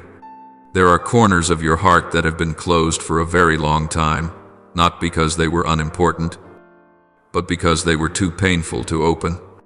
You learned to live around them, to avoid them, to call that maturity or the past. Yet those places have been waiting to be touched with gentleness. I am entering them not with a harsh light that frightens you, but with a warmth gentle enough to make you feel safe. I am not forcing you to remember. I am allowing you to let go. Emotional healing will come like a soft wave. You will notice that you no longer react so strongly to things that once triggered you. Words, glances, or situations that used to make you shrink will gradually lose their power, not because you have become numb, but because the wound is no longer open. You will find that you can feel without being swept away, remember without sharp pain, and face things without defensiveness. This is the sign of a heart being restored, tender, yet not fragile. Healing in your mind will become clearer as well. The repeating cycles of thought, self-blame, anxiety, comparison will slowly thin out, not because you are forcing control over them, but because they are no longer being fed. When fear is removed at the root, thoughts no longer have to run in defense. You will have space within space for clarity, for focus, for simple joy. Your mind will become a place of dwelling, not a battlefield. In your spirit, you will sense a deeper connection, quiet, not dramatic, but steady. You will not need to try to feel spiritual. You will simply know that I am near. There will be days when you have few words in prayer, yet your heart is at rest. There will be moments when you have no answers, yet no panic. This is communion moving into depth, where presence matters more than language. I am healing the way you come to me, so that our relationship is no longer shaped by fear or obligation, but by trust. And deep within, at the level of your identity, I am doing a quiet but decisive work. I am removing the labels you have carried because of pain, not enough. Try harder. Don't trust anyone. Don't hope too much. Those labels once helped you avoid hurt, but they also kept you from living fully. When they fall away, you may feel empty for a moment, not because of loss, but because there is room for truth to enter. The truth that you are loved without conditions. The truth that you do not need to prove yourself to be worthy. The truth that you are allowed to rest. My beloved child, what is happening is not a fleeting emotional moment. It is a shift in the foundation. You will recognize it when old patterns no longer return as they once did, when heavy spells no longer linger, when you no longer have to fight to find peace. Peace will come more naturally, as though it had always been there and is now finally allowed to stay. You will live more lightly, not because life brings fewer challenges, but because you are no longer carrying burdens that do not belong to the present. I know you are tired of trying to heal yourself. I know you have read, learned, and tried many paths. I do not dismiss the value of the steps you have taken, but now, I am doing the part you cannot do for yourself. I am healing the places you no longer have the strength to reach. I am lifting the burdens you have carried for so long that you thought they were part of you. They are not, and you no longer need to fight your way free. Allow this process to unfold. Allow yourself to become lighter without suspicion. Allow yourself to feel joy without fearing that it will be taken away. Allow yourself to believe that healing can be gentle, without drama. I am at work in your sleep, in your breath, in moments when you are not thinking of me at all. And when you look back, you will realize that the places you forgot also needed healing have now been touched, and you are living. truly living, in the freedom I intended for you from the very beginning. My beloved child, there have been moments when you quietly wondered whether something inside you was not right. You looked at the lingering exhaustion, the days when your strength seemed to run thin, the moments when you no longer felt like the strong version of yourself you once knew, and you arrived at harsh conclusions. Am I failing? Am I not good enough? Is this weakness proof that I have gone the wrong way? These questions were not loud, yet they clung to you, slowly gnawing at your confidence. I know you did not ask them out of self-pity. You asked because you wanted to understand, to stand firm, to live rightly. And because of that, I want you to hear this clearly. Do not misunderstand the seasons your body is going through. The human body was not created to be unchanging. It is not a cold machine, nor is it a moral scale or a measure of worth. The body responds to prolonged stress, to emotions held in, to the weight of responsibility, and even to spiritual battles you cannot see with your natural eyes. There are things happening beyond your conscious awareness that nonetheless leave real imprints on your heartbeat, your breathing, your sleep, and your daily energy. When you are tired without a clear reason, it is often not because you are lazy or inadequate. It is often because your soul has been fighting, and in time, the body must reflect that truth. You have walked through more than you ever tell. You have held yourself together in circumstances that did not allow you to fall apart. You have made difficult decisions, carried heavy responsibilities, stood strong for others when you yourself needed somewhere to lean. Those battles did not always have clear shapes. Many of them were silent choices, moments of suppressed emotion, times when you had to appear fine so that everything else would not unravel. Your soul was stretched tight like a drawn string, and your body, faithful and sensitive, absorbed the echo of that strain. That is not failure. It is the mark of someone who has passed through a storm. My beloved child, the enemy is very skilled at twisting meaning. He wants you to see fatigue as a verdict, weakness as evidence that you are unworthy. He whispers that if you truly believed enough, were capable enough, were strong enough, you would not be here. But I tell you that is a lie. Weakness does not cancel your value. It reveals your need to be upheld. And that need does not diminish you. It makes you more human, more honest, and more ready to receive grace. Understand this: when the soul has been fighting for a long time, the body will speak. It speaks through weariness, through heaviness, through a slowing down, not to betray you, but to protect you. Your body is asking for something you often forget to give: gentleness. Gentleness with your pace, gentleness with your limits, gentleness with yourself. I did not create you to constantly exceed your limits and then condemn yourself for collapsing. I created you to learn how to live within the rhythm of grace, where moving forward and resting coexist. There are spiritual battles you do not always recognize while they are happening. They come disguised as prolonged doubt, unanswered questions, the feeling that you must constantly prove your worth. They appear when you hold faith in silence, when you choose what is right without anyone noticing, when you continue to love without being loved back. These battles consume energy more deeply than physical labor ever could. And when they end, or even pause, your body finally begins to tell the truth about the cost you have paid. That is why you feel tired after the storm, not while it is still roaring. My beloved child, do not use the measure of performance to judge the value of your soul. Do not let one season of weakness rewrite the story of your life. Every season has its own language. There are seasons of expansion and seasons of contraction, seasons of acceleration and seasons of slowing down. Slowing down is not moving backward. Resting is not surrender. Weakness is not failure. Sometimes it is the sign of a transition, when what once carried you is no longer enough to carry what is coming. I am teaching you to read your body with different eyes, not eyes of suspicion, but eyes of listening. When you are tired, ask what needs to be released. When you feel heavy, ask which burdens are not mine to carry.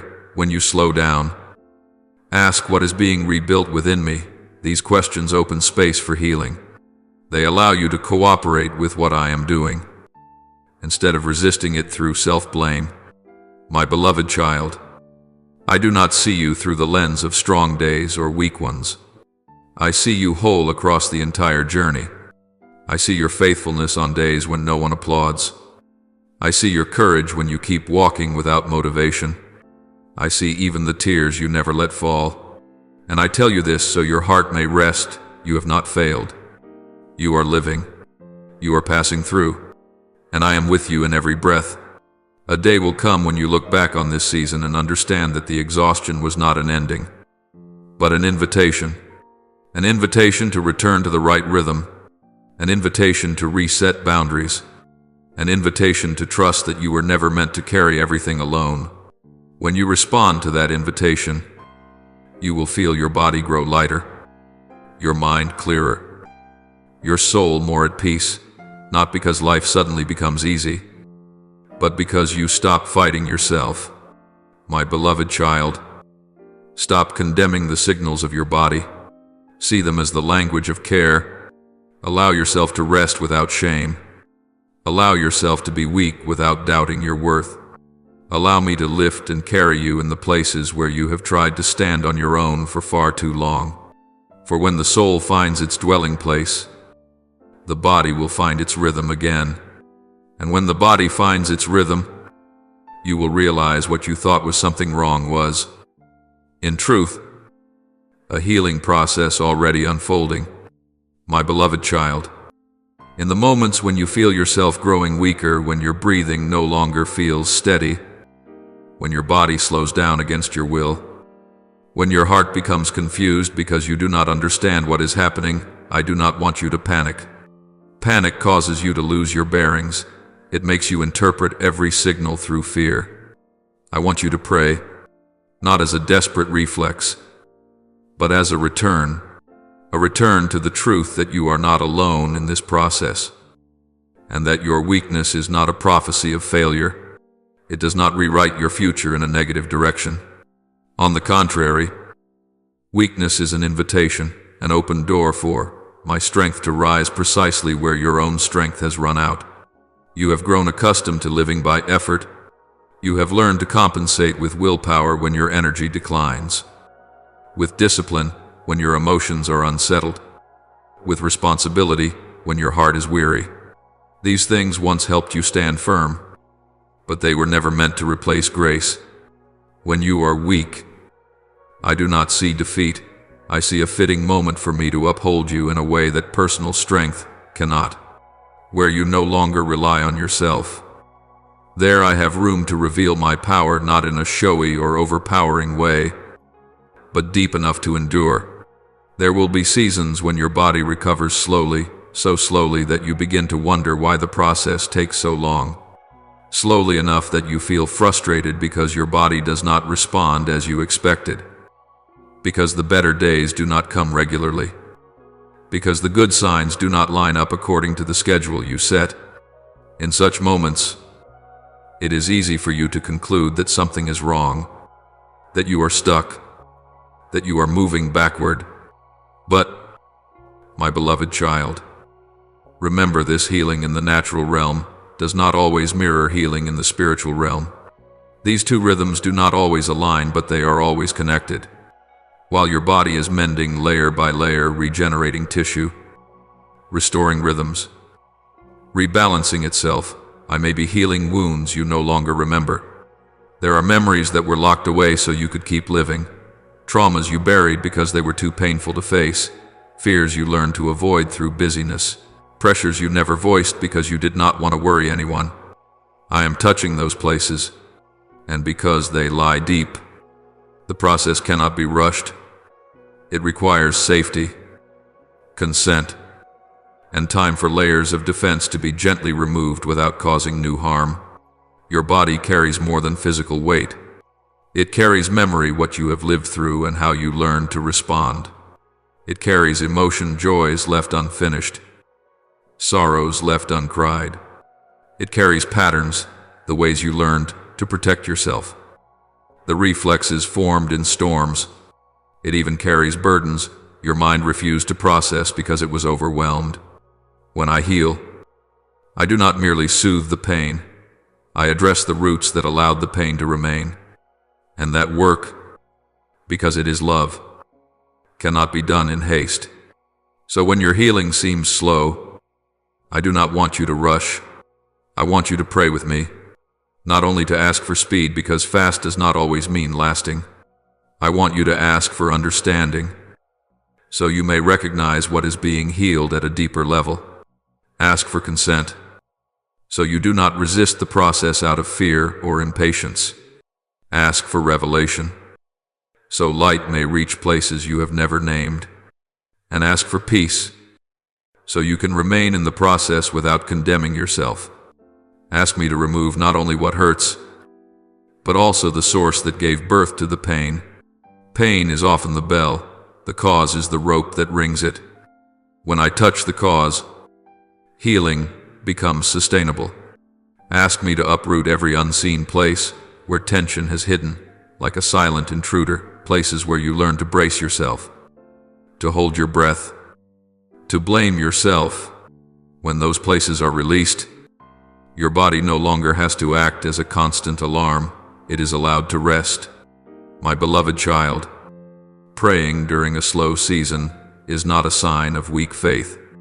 It is a sign of maturity.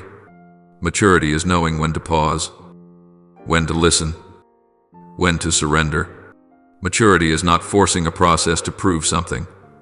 Maturity is trusting that I am at work even when you cannot see it. When you pray this way, you place yourself within the rhythm of grace, where healing does not merely happen, but is preserved. I know slowness tests your patience. I know it stirs old questions. But let me reassure you, slow does not mean wrong. Slow does not mean abandoned. Slow is often the safest way for deep things to be released without creating new fractures. As I heal your deeper layers, I am also protecting your future, so you do not return to old cycles when responsibility increases. When pressure returns, my beloved child, in these days when your body is still learning how to recover, practice gentleness. Gentleness in how you speak to yourself. Gentleness in your pace of life. Gentleness in your expectations. Every act of gentleness is a wordless prayer telling your body it is safe, telling your soul it is being held. When safety is established, healing moves forward in a sustainable way. If there are moments when you feel frustrated, bring that frustration to me. I am not afraid of your honest emotions. If there are moments when waiting makes you weary, tell me. I do not need you to perform strength. I need you to stay. Stay in prayer. Stay in trust. Stay in the process I am faithfully leading. And remember this, your weakness is not a prophecy of failure. It is an invitation for my strength. That strength does not only help you overcome, it teaches you how to live differently, less strained, deeper, more real. When the process is complete according to my rhythm, you will look back and realize that those slow days were not wasted at all. They were the foundation of a comprehensive restoration where your body, mind, emotions, and soul walk together in peace. My beloved child, there will be seasons when your body seems inconsistent, days when you wake up full of energy, your mind clear, your steps light, and then, suddenly, days when fatigue arrives without explanation, heavy as if an unseen cloud were following you. At times you feel sharp and alert, at other times you slow down. At times you feel steady, at other times unbalanced. You look at these fluctuations and ask yourself, am I disordered? Am I going the wrong way? But, my beloved, more often than not this is not disorder, it is adjustment. An adjustment of rhythm, an adjustment of load, an adjustment in how you exist within a complex world without losing your soul. I never created you to operate like a machine. You are not metal programmed to run at a constant rate in every condition.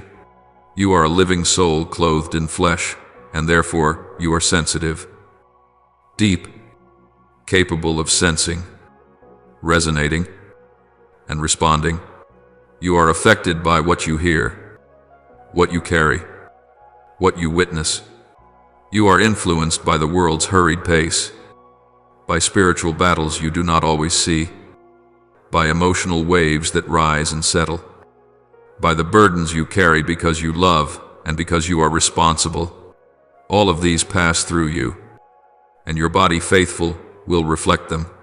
There are days when energy comes because your soul has been upheld. There are days when weariness appears because your soul has been stretched for too long. There are moments of clarity because worry has been lifted, and moments of heaviness because memories, expectations, or responsibilities have accumulated. Do not rush to conclude that your body is not okay. Often, it is finding its way back to order like the sea after a strong wind, needing time to grow still. Adjustment is not failure. Adjustment is the sign of life seeking its true rhythm. My beloved child, do not measure your worth by the stability of your body. If you do, you will always be pulled along by fluctuations you cannot control. Your worth is not found in always being strong, always consistent, always fine. Your worth is found in your unbroken connection with me, even when your body changes. When you learn to separate your value from your sensations, you will stop condemning yourself on slow days and stop exalting yourself on fast ones. You will live more freely, more honestly. Measure your steadiness by your ability to pray in every season. Not perfect prayer, not long prayer, faithful prayer. Faithful when you feel strong, faithful when you feel tired, faithful when you are joyful, faithful when you are confused. Prayer is the anchor. When your body changes, it keeps you from drifting into panic. Prayer is the stabilizing force when emotions fluctuate. It keeps you from being swept away by temporary waves.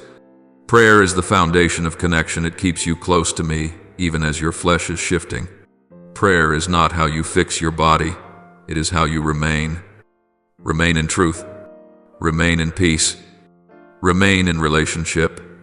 When you remain, you allow me to do my part without interruption from impatience. When you remain, you allow the process to unfold at a safe pace. When you remain, you learn to listen to your body without panic, discerning which signals call for rest and which fears need to be released. There will be days when you are surprised by how quickly your energy seems to drop. Remember, dropping is not always retreat. Sometimes it is how your system releases pressure to protect you.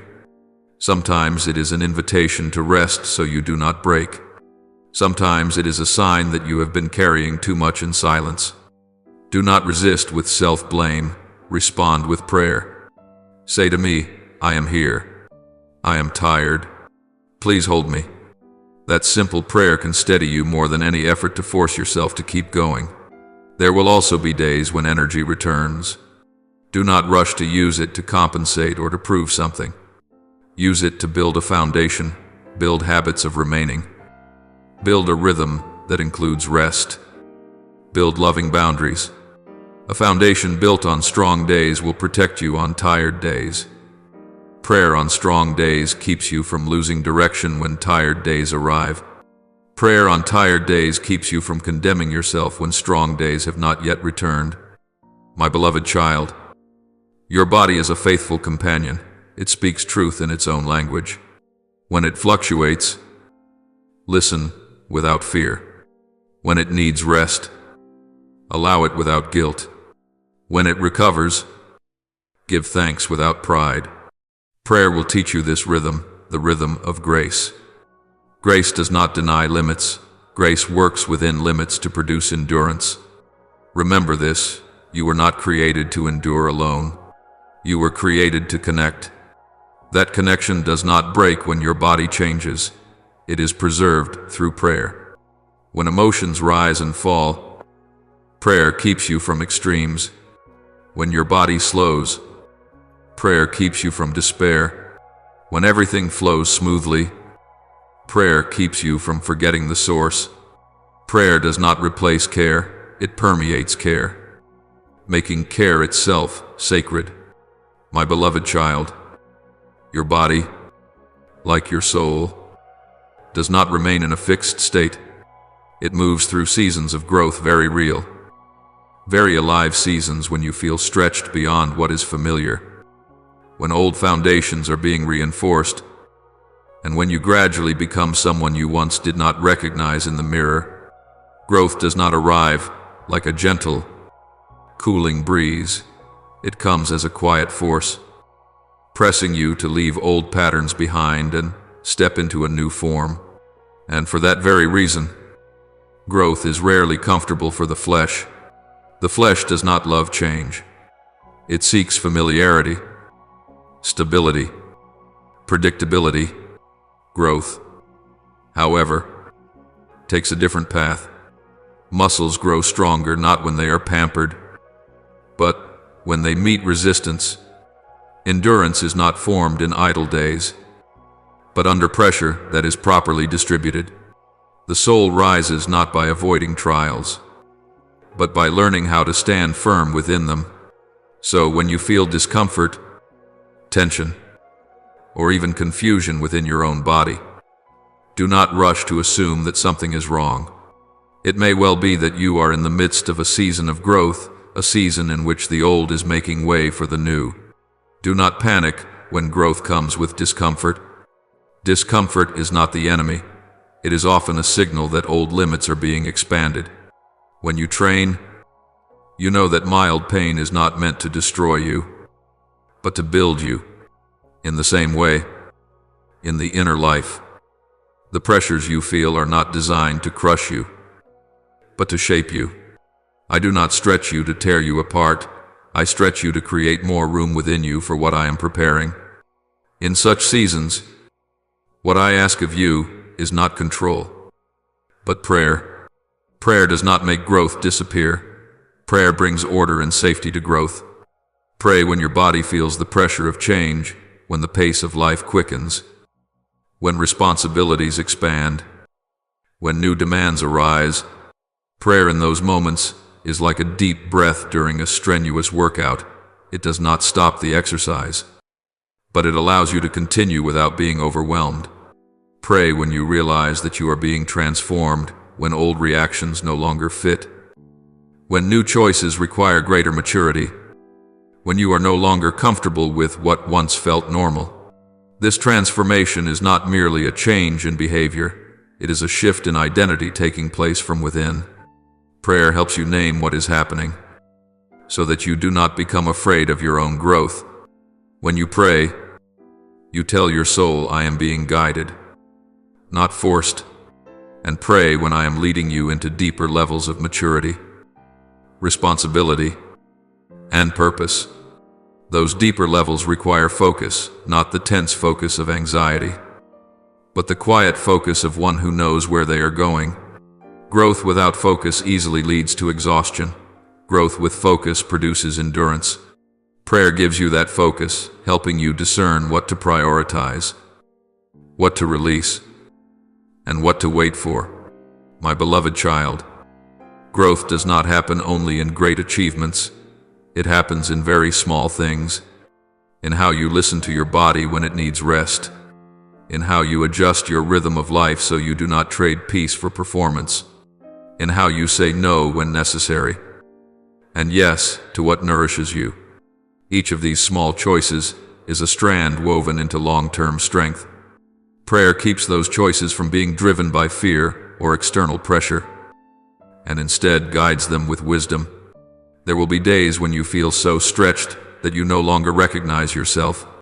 On those days, do not rush back to the old version of yourself simply because it feels familiar. That version has completed its assignment. I am inviting you into a wider space, one where you can love more deeply, carry more without breaking, and live more fully aligned with your purpose. Prayer helps you remain with that invitation instead of running from it. My beloved child, understand that growth is not a straight line. There are days forward and days back, days that feel light and days that feel heavy. What makes the difference is not the curve of your feelings, but faithfulness. Faithfulness to remain in prayer when everything is clear. Faithfulness to remain in prayer when everything is unclear. Faithfulness to stay when you are not sure whether you are becoming stronger or simply more tired. That faithfulness is fertile ground where growth takes root. Prayer also teaches you an essential truth. You are not growing by yourself. I am the one who causes growth. You are the one who cooperates. When you pray, you place yourself in a posture of partnership, listening, adjusting, agreeing. I do not push you to run faster than your capacity. I guide you to walk in the right rhythm. And that rhythm, when held through prayer, will lead you to the place I have prepared. If at times growth leaves you weary, tell me.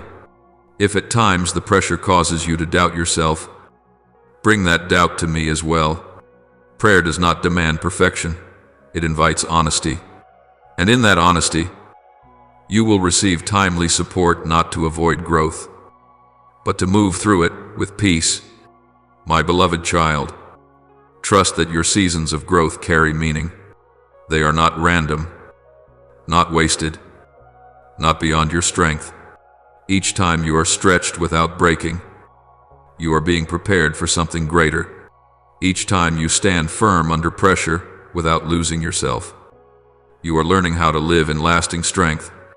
And each time you choose prayer in the midst of change, you are anchoring yourself to an unchanging source of life. Growth requires focus, and prayer gives you that focus. Focus to see what is being built, not only what is being dismantled. Focus to keep your heart steady when the flesh is uncomfortable. Focus to keep walking even when you cannot yet see the full picture. With that focus, you will pass through this season of growth, not only stronger, but more mature, ready for responsibility, for purpose, and for the abundant life I have appointed for you, my beloved child. Your body, too, has seasons when it needs to rest. And I want you to understand this with your whole heart. Rest is sacred. Not sacred because it feels pleasant, but sacred because it returns you to the proper order I designed. Rest is not merely stopping. Rest is an act of trust. Rest is a quiet declaration that you are not your own savior, that the world does not collapse when you loosen your grip, that you are allowed to be yourself, a beloved person, not a machine that must constantly prove its worth. In a life filled with noise, rest is the space where I place healing. In a hurried rhythm, rest is the breath of grace. And, my beloved child, rest is also obedience. There are times you think obedience means doing more, trying harder, pushing further, but I tell you this, there are moments when obedience means stopping at my invitation. Stopping not because you are giving up, but because you know the limits I have set to protect you. You do not have to be exhausted to earn the right to rest. You do not have to collapse to be allowed to pause. You were created to live with a rhythm, and that rhythm always makes room for silence. I know you have grown accustomed to driving yourself. You have lived through seasons where, if you did not push, everything seemed as though it would fall apart. You have worn responsibility like armor heavy, yet worn because you believed it kept you safe. And gradually, you forgot what it feels like to be at rest without guilt. You fear that resting will cause you to fall behind. You fear it will disappoint others.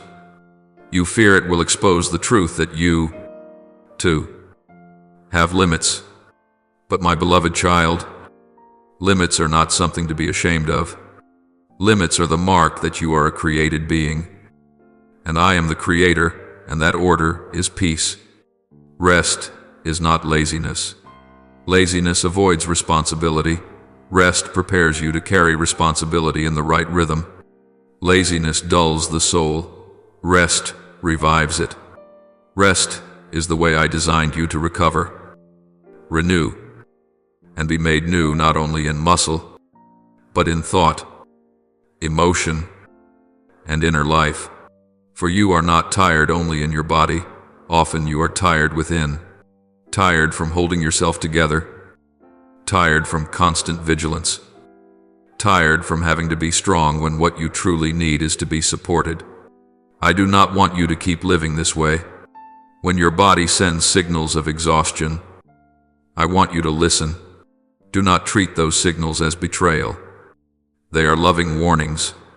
They tell you that you have been giving for too long without receiving. They tell you that you have lived at a high level of strain for too long. They tell you that you need a pause so the systems within you can be reordered. And in that pause, I do not merely let you rest, I restore you. So, pray, not only to get better quickly, but to understand your rhythm. Ask me for balance and the wisdom to honor your limits, not with shame, but with gratitude. Ask me to show you what to release and what to carry. There are things you are carrying that I never assigned to you. There are responsibilities you cling to because you fear that if you let go, you will no longer be loved. There are burdens you hold because you think you must prove yourself. I want you to learn discernment, what I have entrusted to you, and what you have placed upon yourself. Rest begins with that discernment. My beloved child, you were not created to run without end. You are not a river forced to flow constantly, never allowed to settle. You are not a lamp required to burn brightly every hour, every minute, every day. You are human, and I am the one who loves you. I do not need you to be exhausted to prove your faithfulness. I need you to remain with me, so that faithfulness becomes life, not depletion. Even my son rested. He walked among crowds, among needs, among cries, among human lack, yet he still knew how to withdraw to quiet places to be still, to pray, to be renewed. He did not see rest as weakness, he saw it as connection. And if my son, the one entrusted with a great mission, needed rest, then you do not need to condemn yourself when you need to stop. Even creation itself has a rhythm of rest. Even the land has seasons when it must lie fallow and recover. There are times when the soil must stop being sown so it will not be depleted. That is not waste, it is wisdom. The land rests so that it may bear more fruit in the next season. In the same way, you rest so your soul does not dry out, your body does not wear down, and your heart does not turn to stone. You rest so that tomorrow you can give from fullness, not from emptiness. My beloved child, I know what makes rest difficult for you is not a lack of time, but a sense of guilt. You fear that if you rest, you are not doing enough. But I tell you, pray for rest without guilt. That guilt does not come from me. I do not condemn you for needing sleep. I am not disappointed when you need to slow down. I do not measure my love by your productivity. I measure it by relationship. And within that relationship, rest is where you learn to trust that you are loved even when you are doing nothing at all. Pray that I would teach you how to rest rightly. Rest is not only lying down, it is laying down the burdens in your mind. Sometimes the body lies still while the heart keeps running. I want you to learn how to quiet the noise within. Bring your lists, your worries, your expectations, your fears into my presence. Say, Lord, I cannot carry everything, and allow me to remove each layer of pressure. When pressure is lifted, your sleep will grow deeper. When the mind is at peace, the body recovers more quickly. When the soul is anchored, you wake not only stronger, but clearer. My beloved child, after you have learned how to pause and listen, I want you to know that the journey does not end in stillness. From that place of quiet, I lead you to rise with a new awareness, not rising to rush back into the old rhythm, but to walk upon a different foundation, a foundation of understanding, of discernment, of identity rightly placed. When you step out of the silence, you are no longer the same as before. You no longer carry the panic of former days. You carry the clarity of one who knows where they are going and why they are going there. I am teaching you to recognize the voices in your life. There are voices that push, voices that condemn, voices that cause you to doubt yourself. But there is also a guiding voice, one that does not shout or pressure, but gently invites you to take steady steps. When you have rested in stillness long enough, you will be able to discern which voice belongs to fear, which arises from human expectations, and which is mine. This discernment will protect you more than any effort of your own, because it helps you choose the right path before correction becomes necessary. My beloved child, from here I invite you into maturity in your choices. Maturity is not about having more options, but about choosing fewer and choosing more wisely. You will no longer be swept along by every opportunity, every enticing invitation, every urgent demand from others. You will learn to ask, does this fit this season? Does this nurture life? Does this draw me closer to the purpose I have placed within me? These questions will become a safeguard for your peace. I am also teaching you the strength of consistency, not moments of intensity, but steady steps are what shape the person you are becoming. Consistency in prayer, in how you care for your body, in keeping your word, in loving without losing yourself. This consistency is not glamorous, but it endures. It forms a life you can lean on today and tomorrow alike. My beloved child, there will be times when I place you in new positions, positions of influence, responsibility, and trust. You will see that nothing you have endured was wasted. The fatigue, the slower seasons, the quiet lessons, all of it has prepared you to understand others more deeply, to lead with humility, and not to demand from others what you yourself have never had to pay the cost for. From these experiences, you will serve, not through pressure, but through compassion. I am also opening your heart to receive joy, joy that is not loud and does not depend on circumstances. There are simple joys you once overlooked because you were always rushing: a peaceful morning, an honest conversation, a task done with care, a laugh without defenses. This joy does not distract you from purpose. It makes you more resilient. Those who carry deep joy are not easily drained by temporary disappointment. My beloved child, from here I also invite you to face truth with courage. Not everything in your life is meant to be kept. Some relationships need new boundaries. Some habits need to be released. Some old beliefs need to be replaced. Truth is not always comfortable, but it liberates. When you choose truth, you do not diminish yourself. You lighten yourself so you can carry what truly matters. I am leading you into inner freedom, a place where you no longer live to please everyone, nor live to oppose everyone. You live from a steady center. From that center, you can say yes without fear of loss, and say no without guilt. You walk with the calm assurance of one who knows they are held. This freedom does not distance you from others. It allows you to be more fully present in relationships. My beloved child, there will be moments when you are invited to step into leadership, whether large or small. I am not seeking perfection. I am seeking faithfulness. One who has learned to listen, one who knows when to pause, one who knows how to rise without pride. When you lead from a place that has been healed, you will not recreate old pressures in others. You will create space for life to flourish. I also want you to know that seasons of testing may still come, but they will not be like before.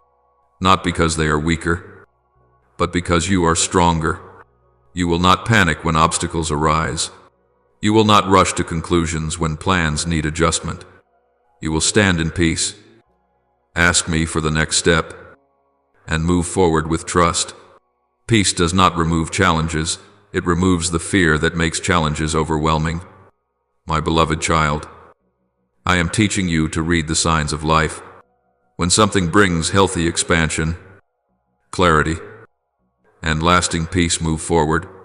When something continually drains you, clouds your vision, and awakens fear, pause and ask again. Life has a rhythm, death rushes. When you learn the rhythm of life, you will no longer need to guess. I am also inviting you to invest in what lasts. Not everything needs immediate results. Some seeds require time. Some relationships must be built slowly. Some callings need to be nurtured in silence. When you are patient with what endures, you avoid the exhaustion of short-term cycles. I am with you in that patience, tending each stage with care.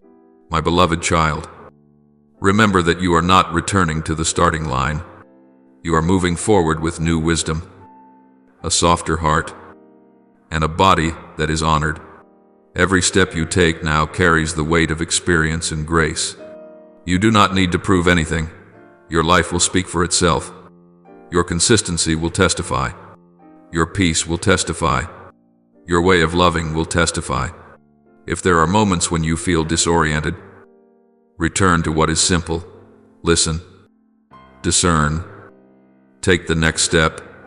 I do not ask you to see the whole path. I invite you to be faithful to the step before you. Light for the next step will come at the right time. And when you look back, you will see that each small step formed a great journey, quiet, yet steady. My beloved child. From here, you will live with peaceful intentionality, intentional in your choices, peaceful in the outcomes. You will do your part with faithfulness and entrust the rest to me with confidence. In this rhythm, you will not merely exist, you will bear fruit, fruit of wisdom, of enduring love, and of joy that is not governed by circumstance. My beloved child, as you continue walking along this new path, you will begin to notice something distinctly different.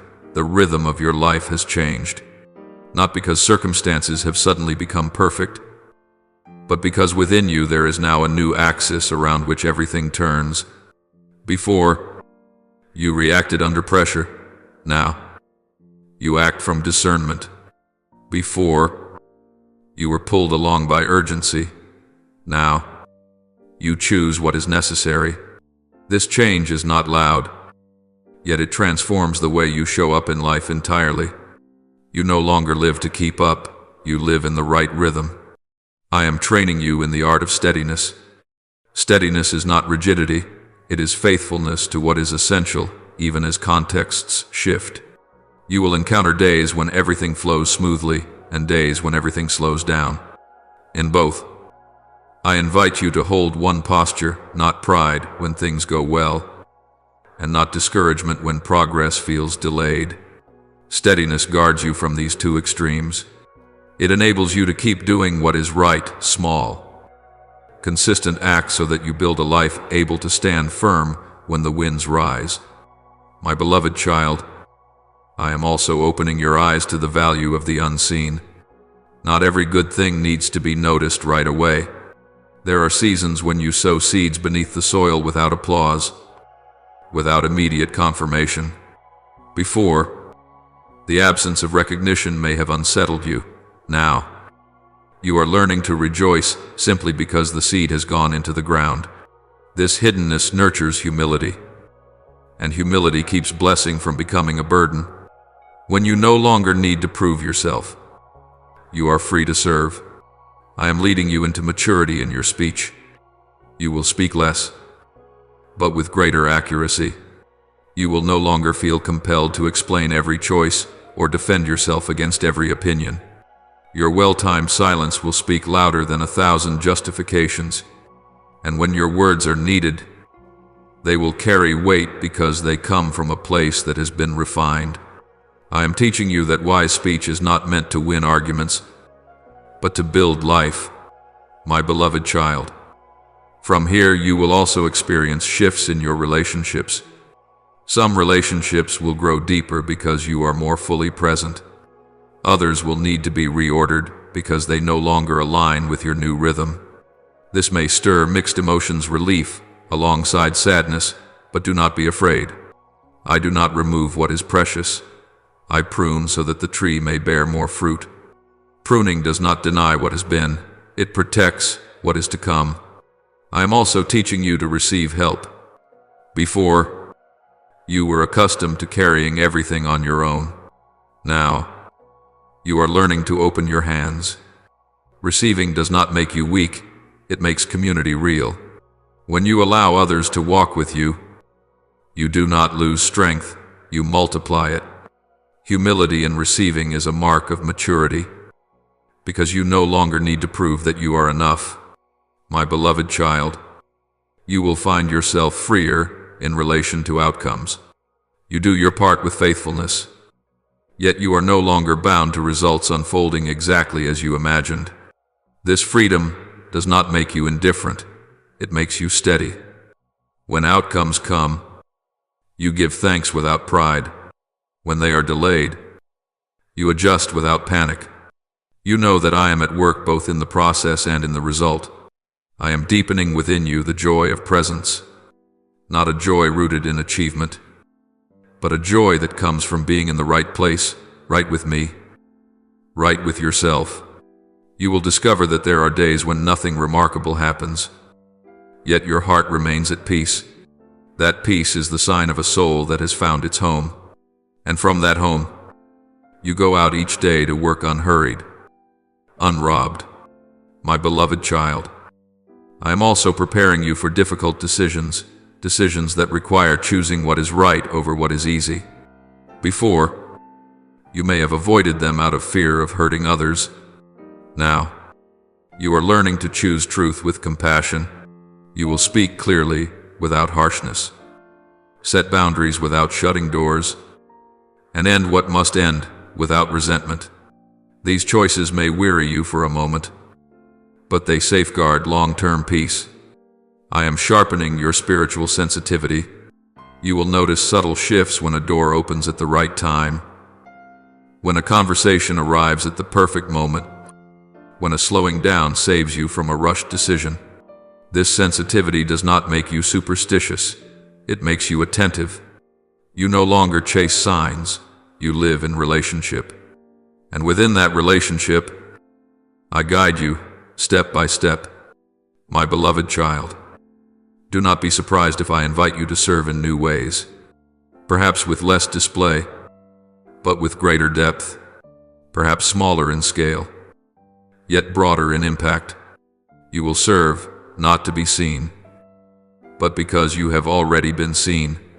You will support others not with hurried advice, but with steady presence. That presence tempered by the journey will carry hope. I am also teaching you patience with yourself. Maturity does not erase every hard day. There will still be moments when you stumble, when you doubt, when you grow tired. In those moments, do not return to self-accusation. Return instead to what you have learned, listening, discerning, taking one step at a time. I do not leave you because you are imperfect. I remain to complete what I have begun. My beloved child, you will see the fruit of faithfulness not immediately, but surely that fruit will take the form of trust from others, of opportunities arriving at the right time, of peace that cannot be shaken, of joy that does not depend on conditions. It does not come because you are better, it comes because you are rightly placed. When you are in the right place, what is needed finds its way to you. I also remind you that comparison will always be a temptation. Others may move faster, differently, more loudly, but you are not called to imitate their journey. You are called to be faithful to your own. When you compare, you lose focus. When you focus, you move forward. Ask me to keep your eyes on the path ahead, no glancing sideways, no looking back with regret. My beloved child, I am building within you a life that can be passed on not merely through words, but through example. Others will learn from how you handle pressure, how you keep peace, how you love without losing yourself. Your legacy is not only what you accomplish, but who you become. And that person is being formed day by day through small choices, steady steps, and repeated returns. If at times you find yourself standing at a crossroads, remember this: you do not need to choose what is perfect, you need to choose what is honest. Honest with me, honest with yourself, honest with the season you are in. From that honesty, I will make a way. Light for the next step will come as you walk in the light you already have. My beloved child, continue forward with intentional peace. Do what needs to be done today. Release what does not belong to today. Trust tomorrow to me. I do not call you to carry the entire future on your shoulders. I call you to hold the present step in your hands. As you do, you will discover that the journey, though challenging, is upheld by grace that does not run dry. I am here as the one who goes before you to make the way, as the one who walks beside you to uphold you, and as the one who stands behind you to guard you. Keep going. Remain faithful. Love deeply.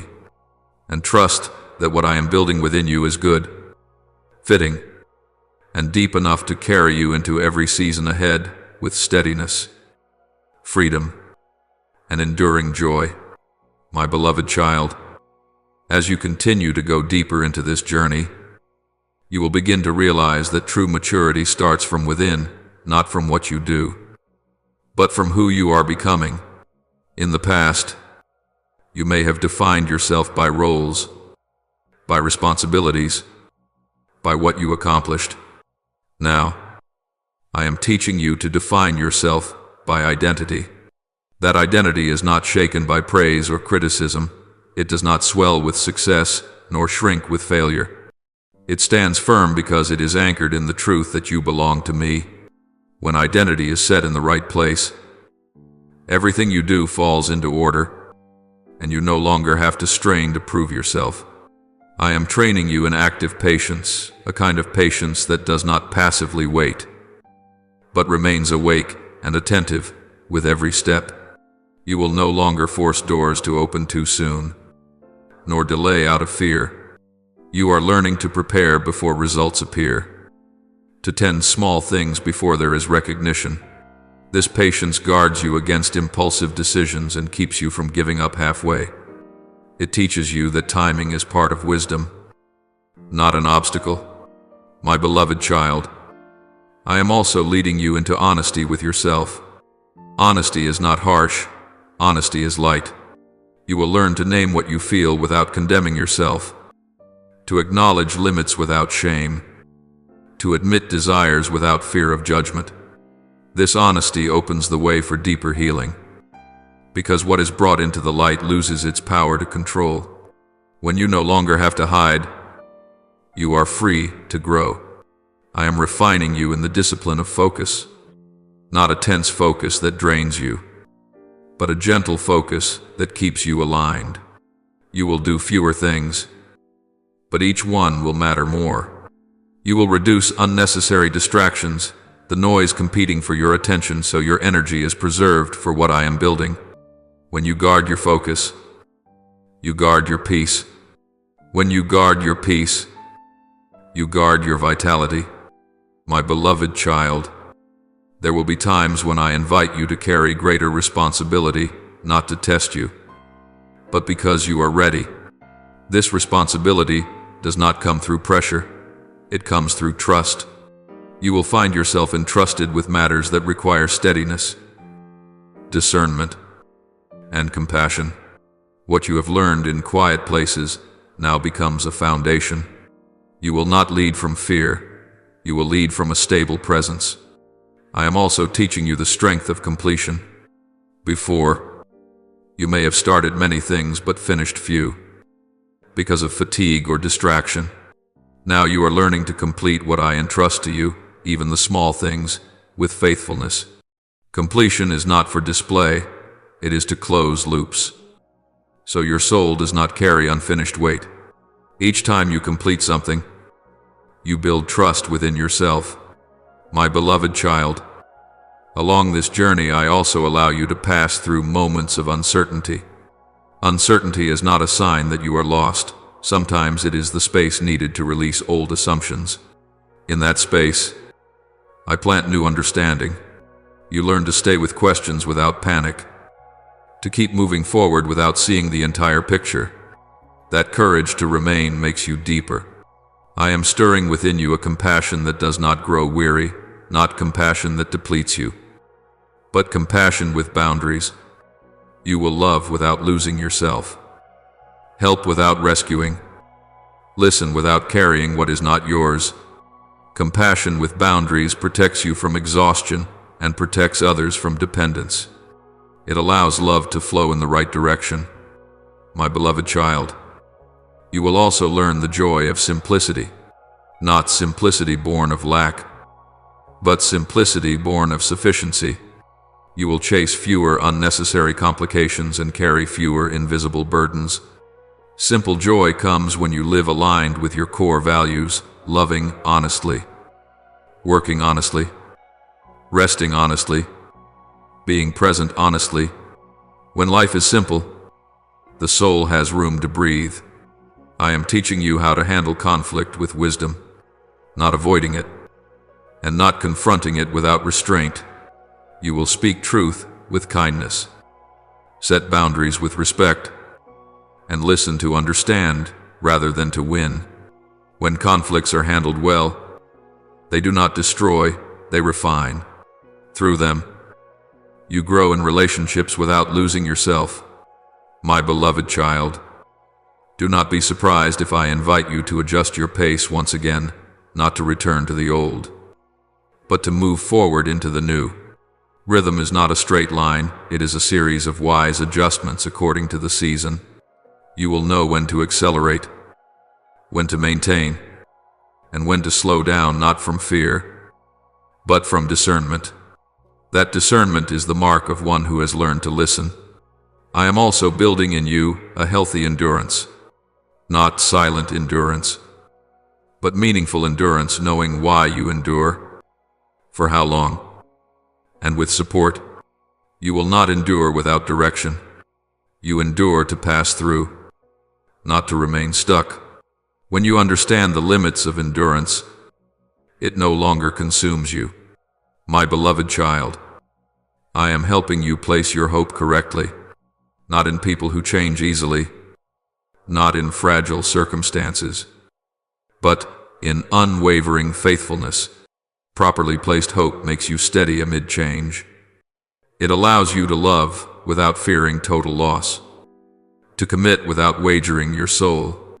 I also remind you to keep gratitude as a habit, not artificial gratitude, but awakened gratitude, recognizing goodness right in the middle of the journey. Gratitude guards you from bitterness, from comparison, from despair. It sharpens your sight so you can see grace at work in small details. My beloved child, if there are times when you grow weary from perseverance, return to the simplest thing: remain with me. Remaining is not doing more, it is placing your heart in the right place. When you remain, I do my part. I open doors at the right time, close what must be closed, and lead you safely through the turns. I am forming in you a sustainable life, steady in faith, steady in love, steady in hope. This life does not need display to survive. It survives because it has deep roots. When storms come, roots hold. When heat intensifies, roots nourish.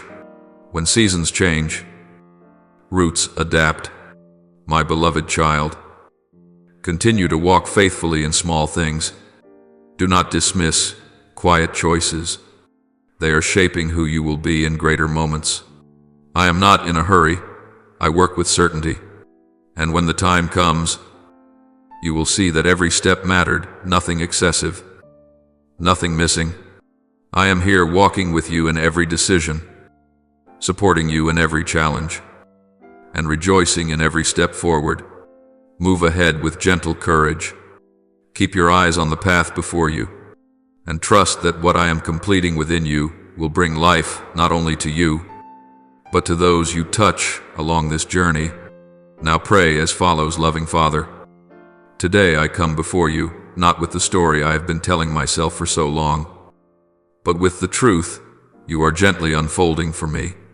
I confess that there have been days when I viewed myself only through exhaustion, through the limits of my body, through the fluctuations of my emotions, and I concluded that I was falling apart. I feared that I was growing weaker, that something within me was breaking, that I was no longer myself. But now, in your presence, I lay down that way of seeing. Teach me to see myself as you see me, not as someone collapsing, but as someone being transformed, not as someone losing ground, but as someone stepping into a new form, as a seed must break open to give life. Grant me the peace not to panic when old shells fall away. Help me trust that in every quiet movement, you are very near, guiding, sustaining, and preparing me for a life that is deeper, truer, and freer.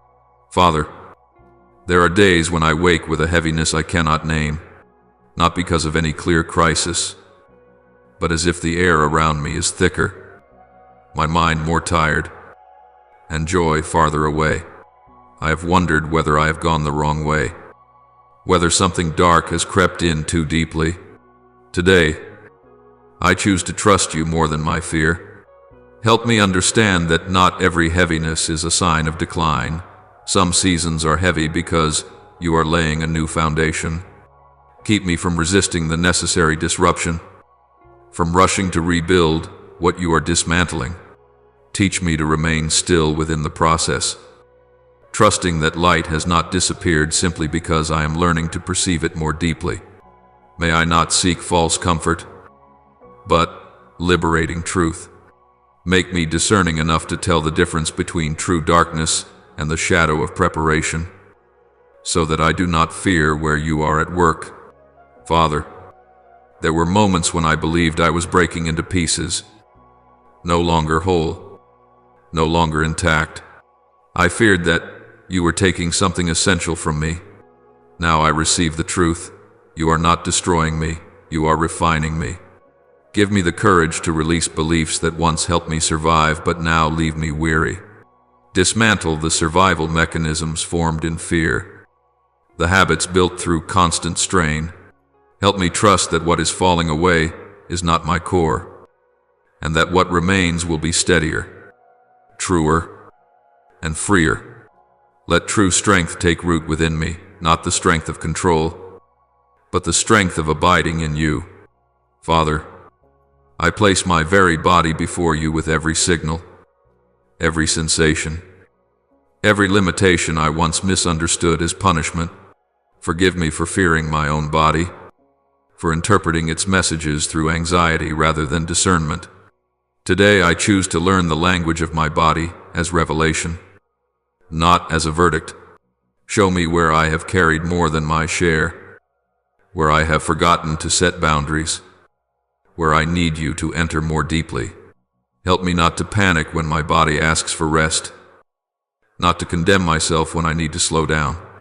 May I recognize that this body is not a battlefield, but a place where you are restoring order, peace, and life. Father, I acknowledge that some fatigue does not come from doing too much, but from being tense for too long. Some pain does not arise from physical weakness, but from a soul that has been silent for too many years. Teach me to stop without guilt, to listen without fear. Show me the difference between endurance and trust, between striving and surrender. Let me learn this lesson not in theory, but through the lived experience of being upheld by you in my weakness. May I stop trying to prove myself, stop bracing myself, and learn to rest in your embrace. Father, I thank you that I do not need to be better to be healed.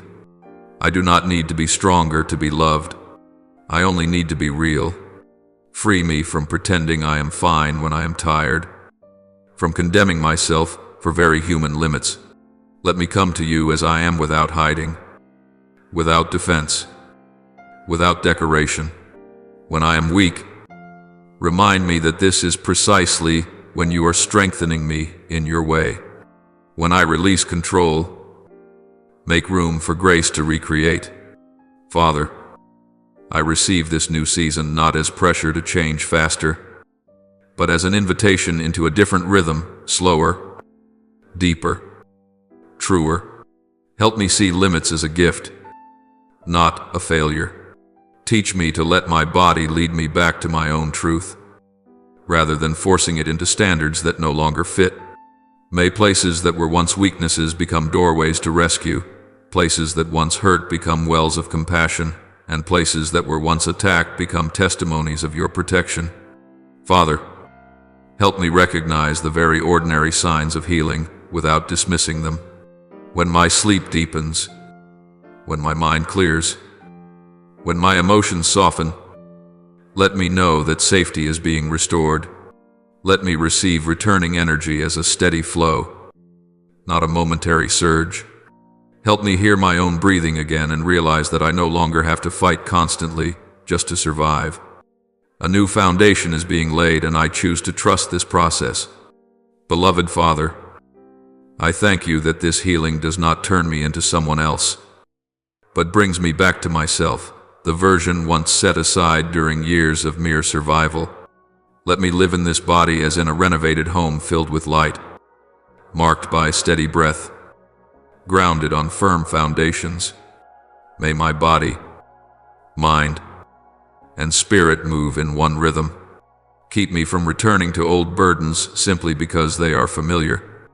Let me move forward in vitality, peace, and purpose, not because I can do it on my own, but because I have learned to trust. I believe that you will not only begin, but also complete this good work within me. I offer this prayer in the holy name of Jesus Christ. Amen. Don't forget to subscribe and turn on notifications so that together we can build a strong community of faith.